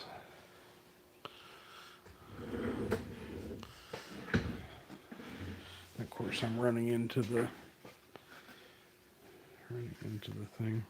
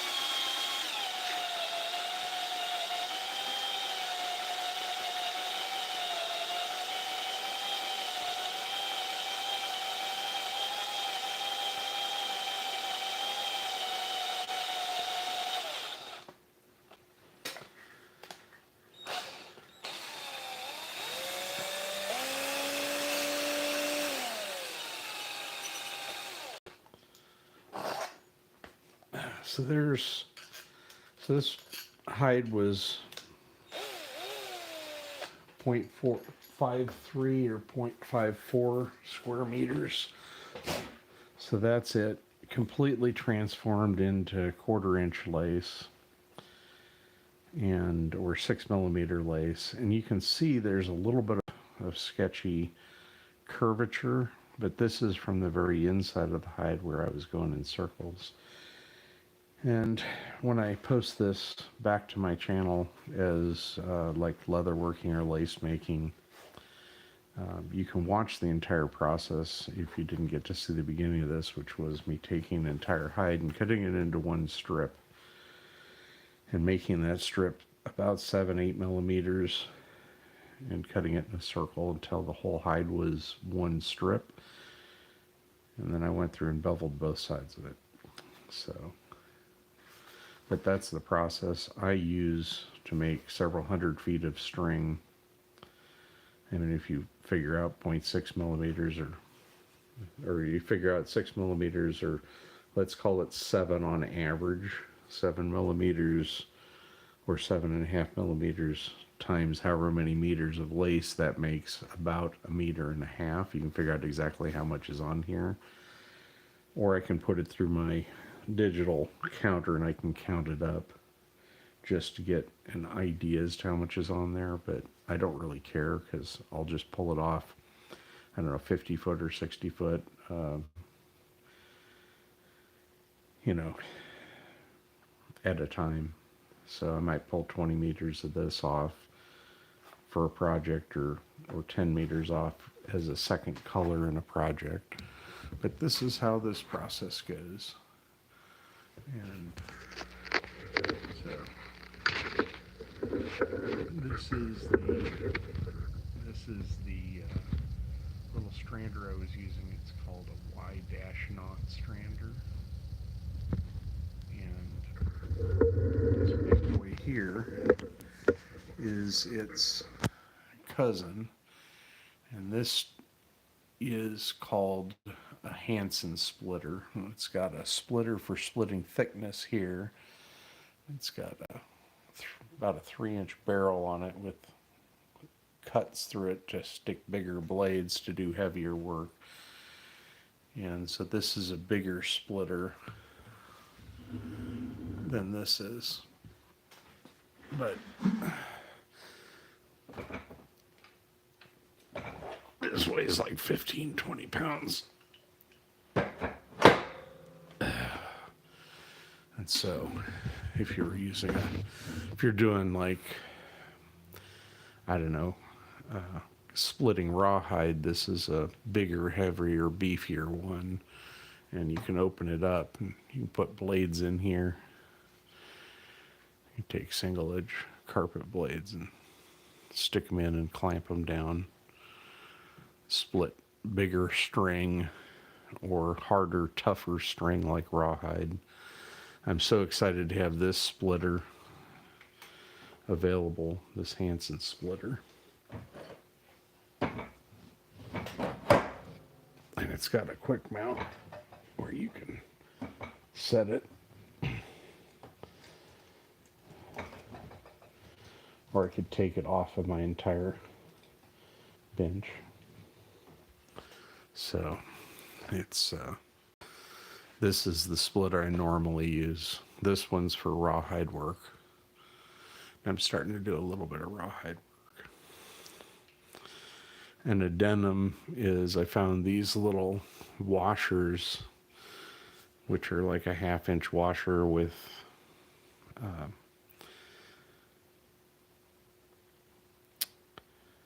synthetic rubber washer bonded to it. That's I forget what the plastic is called, but it's a rubber substitute. This is a nice thing for smaller things. You might be able to get these in a bigger size for holding the razor blade just exactly where you want it. So this is too small to use with this screw. I saw it and thought it was, ooh, a neat idea. But there's other things you can watch. Some of my other videos. This is a spun, some spun leather, where I spun it into twine. Where this is leather lace that's been,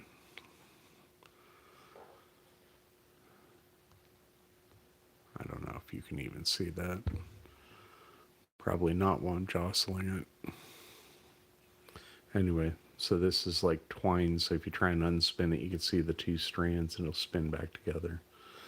So one thing you can do with this lace is you can spin it into twine or rope. This happens to be some wet stretch veg tanned kangaroo. I can show you a little bit of cutting that. This tool cuts that better than the other does.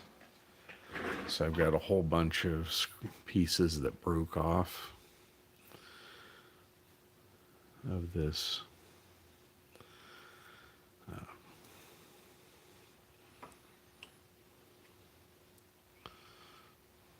So this is some 1/8-inch wet stretched rue, roughly. and it's veg tan, but it's been wet stretched, so I need it to be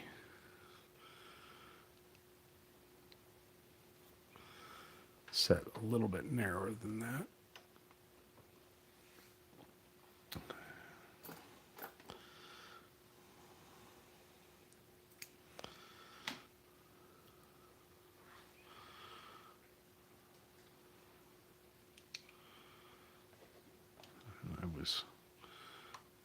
A related video to this video is, I'll probably relate the wet stretching video maybe as well.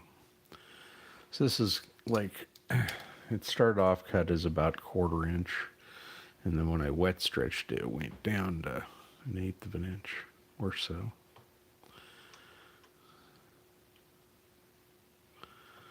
It's just hard to figure out exactly where the setting needs to be to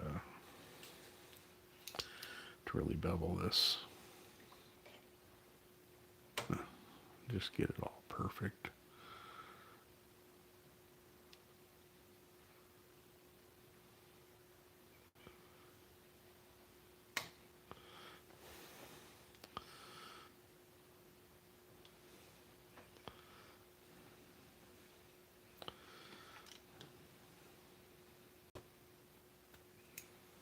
And this is just some pieces that are 1 foot long or so.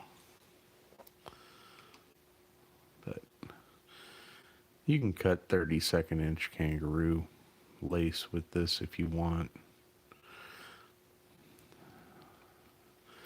That's about as small as it will bevel. But start running into the problem where the fence gets in the way because the blade's too high. So you have to fiddle with the blade and just have the blade barely stick up like so. So you can get it narrow enough. And you can use different blades with this tool. It's kind of fun.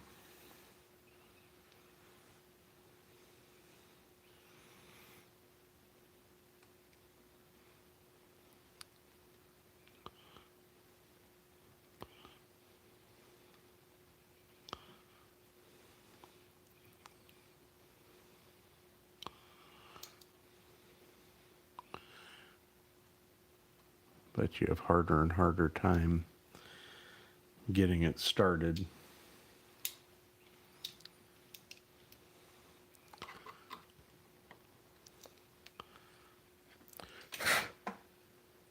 So you can take and slide in a different kind of blade.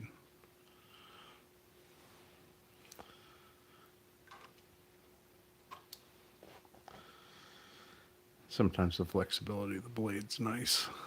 Sometimes it's not very flexible.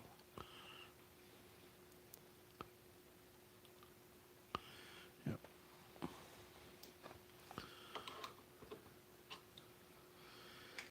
Just for laughs, you find a flexible blade. So when you're dealing with really tiny stuff, so you take a blade like this, cut it with a pair of scissors, slide it in like that.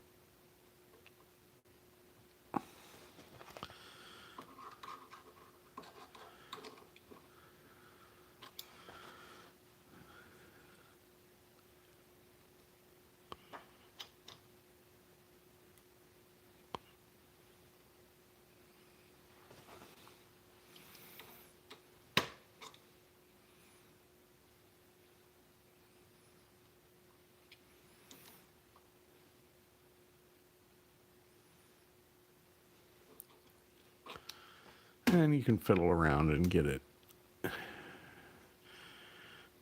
to where you can peel your veg tan just where you want it.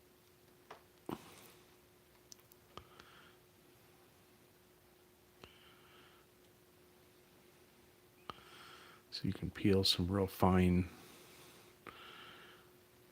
veg tan, wet stretch veg tan lace. If you want to make some art string for stuff.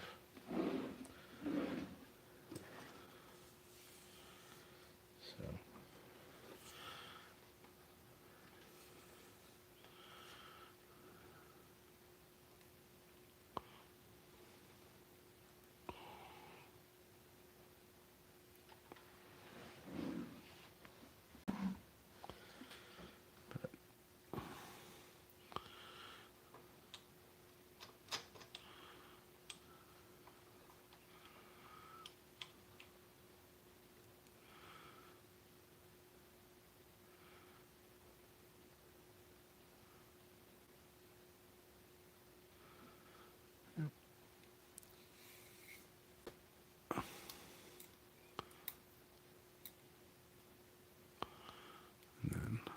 Just give it a kick in, pull it forward and anchor it.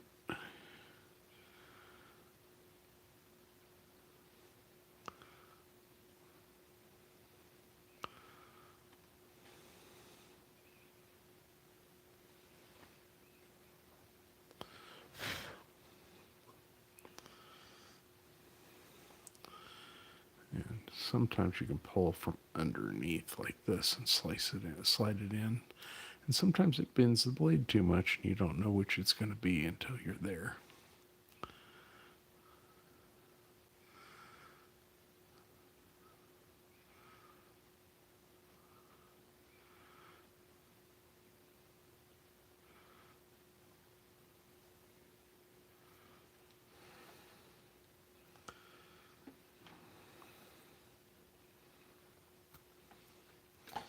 That allows you to make some small string out of stuff.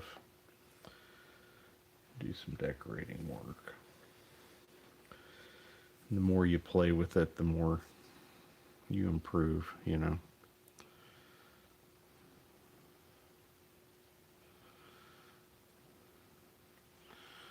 This is some wet stretched.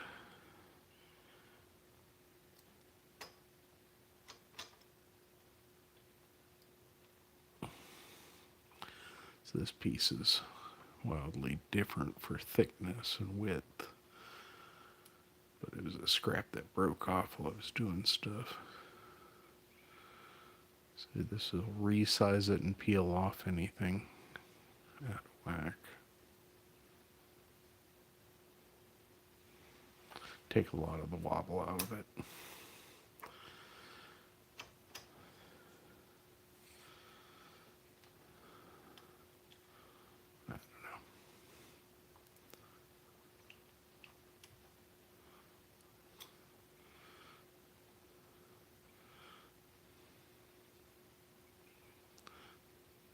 I see.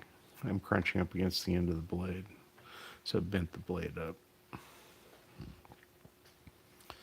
Anyway, you have to play with these things to figure out how to get the best result you can, given the parameters. Now, you have to watch the backside of this razor blade. Even though it's just cut square,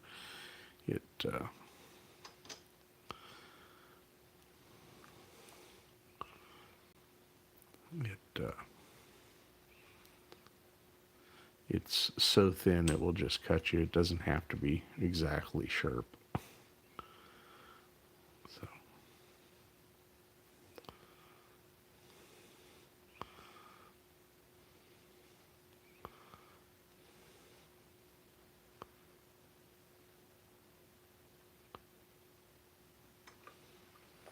Anyway. You can make some consistent string to tie knots or spin into keychains or into key rings. You can see this one's really inconsistent because it was going around a corner. So all these outside bumps is what you want to cut off. So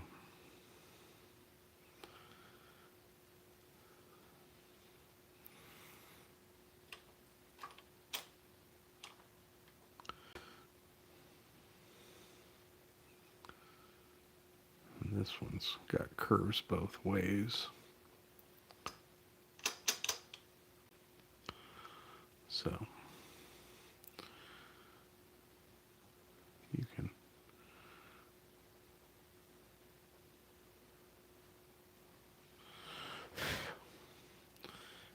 that blade needs to have a little more stoutness, so I'm going to rip that one out of there, toss it aside.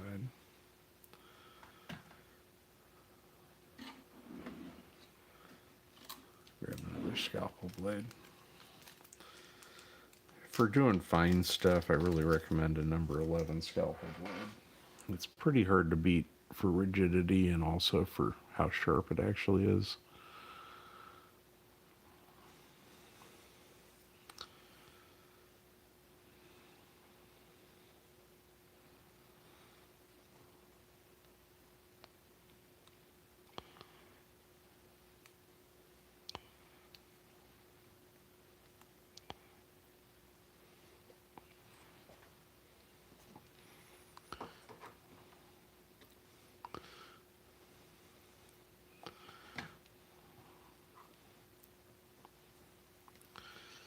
The problem here is this is an inverse curve and an inside curve and an outside curve both.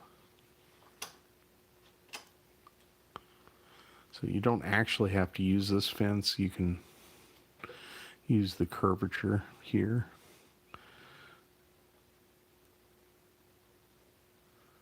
To just peel it. You can turn it around and freehand it the other way too.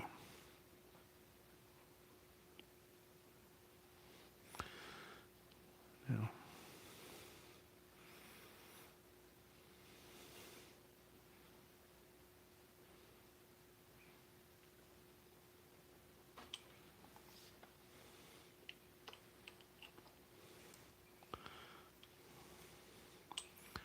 so you can then come back and cinch it down. And it's already been beveled, but where it's a little bit thicker, it'll re-bevel it.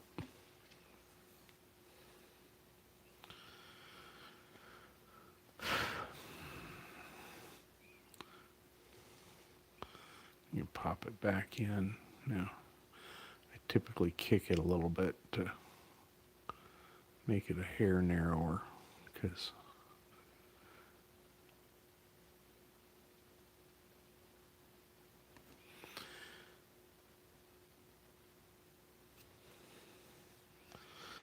but it gives you an idea as to things you can do with some wet stretched thru that are the scraps.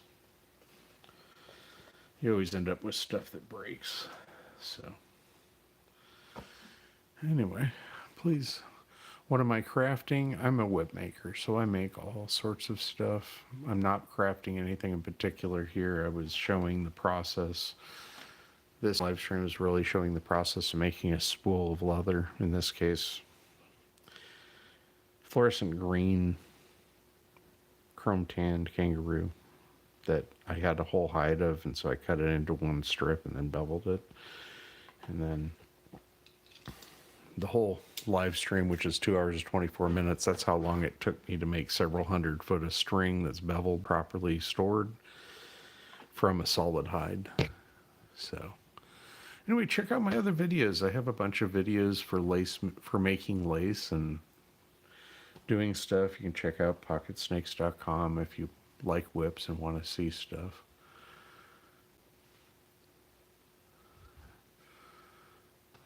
Oh, good to see the Navajo Nation. You should come in and check out some of the stuff. You know, it's like this was some deer skin I was beveling earlier, and I do some rawhide work. Hello to the Navajo Nation. Hello to all you guys out on YouTube. If you like leatherworking and cutting string and making things like twine and stuff out of leather, I've got a bunch of videos on how to do a bunch of stuff, and most of them are shot live with all the errors and me talking you through it. And I always answer questions when people ask. So Thank you guys very much. I appreciate you watching me. And if you like and subscribe, and you'll see when I go live again, my hands are just tore up because I got, blisters that I've worn doing this yesterday and today. But please check out my channel, and if I can do anything for you guys, please let me know. If you have suggestions for videos, please comment on the videos, comment on stuff on YouTube, and I will try and show you a different skill set, show you some different ways to go about creating the materials, the raw materials you need for string, for twisted twine, or beveling the top side of rawhide.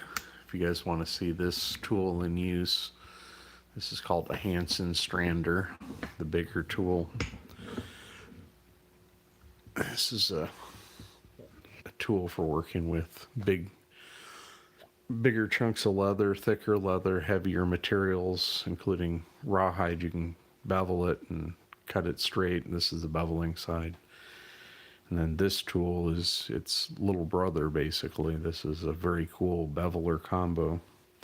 And it also has heads that you can change to create, just resize or bevel it at 30 degrees. Try not to pick up the razor blades, or bevel it at 45 degrees. So this is a cool tool in a more compact form. This weighs a couple pounds. This weighs like 15 or 20. This is a better tool for doing rawhide when you're doing like a riata or a big bunch of rawhide processing. This is a better tool for doing string and lace. So, but I try and share what I do. Please come see me, subscribe, hit the bell so you can see me when I'm live. I'm going to give it a bit of a rest here with my hands.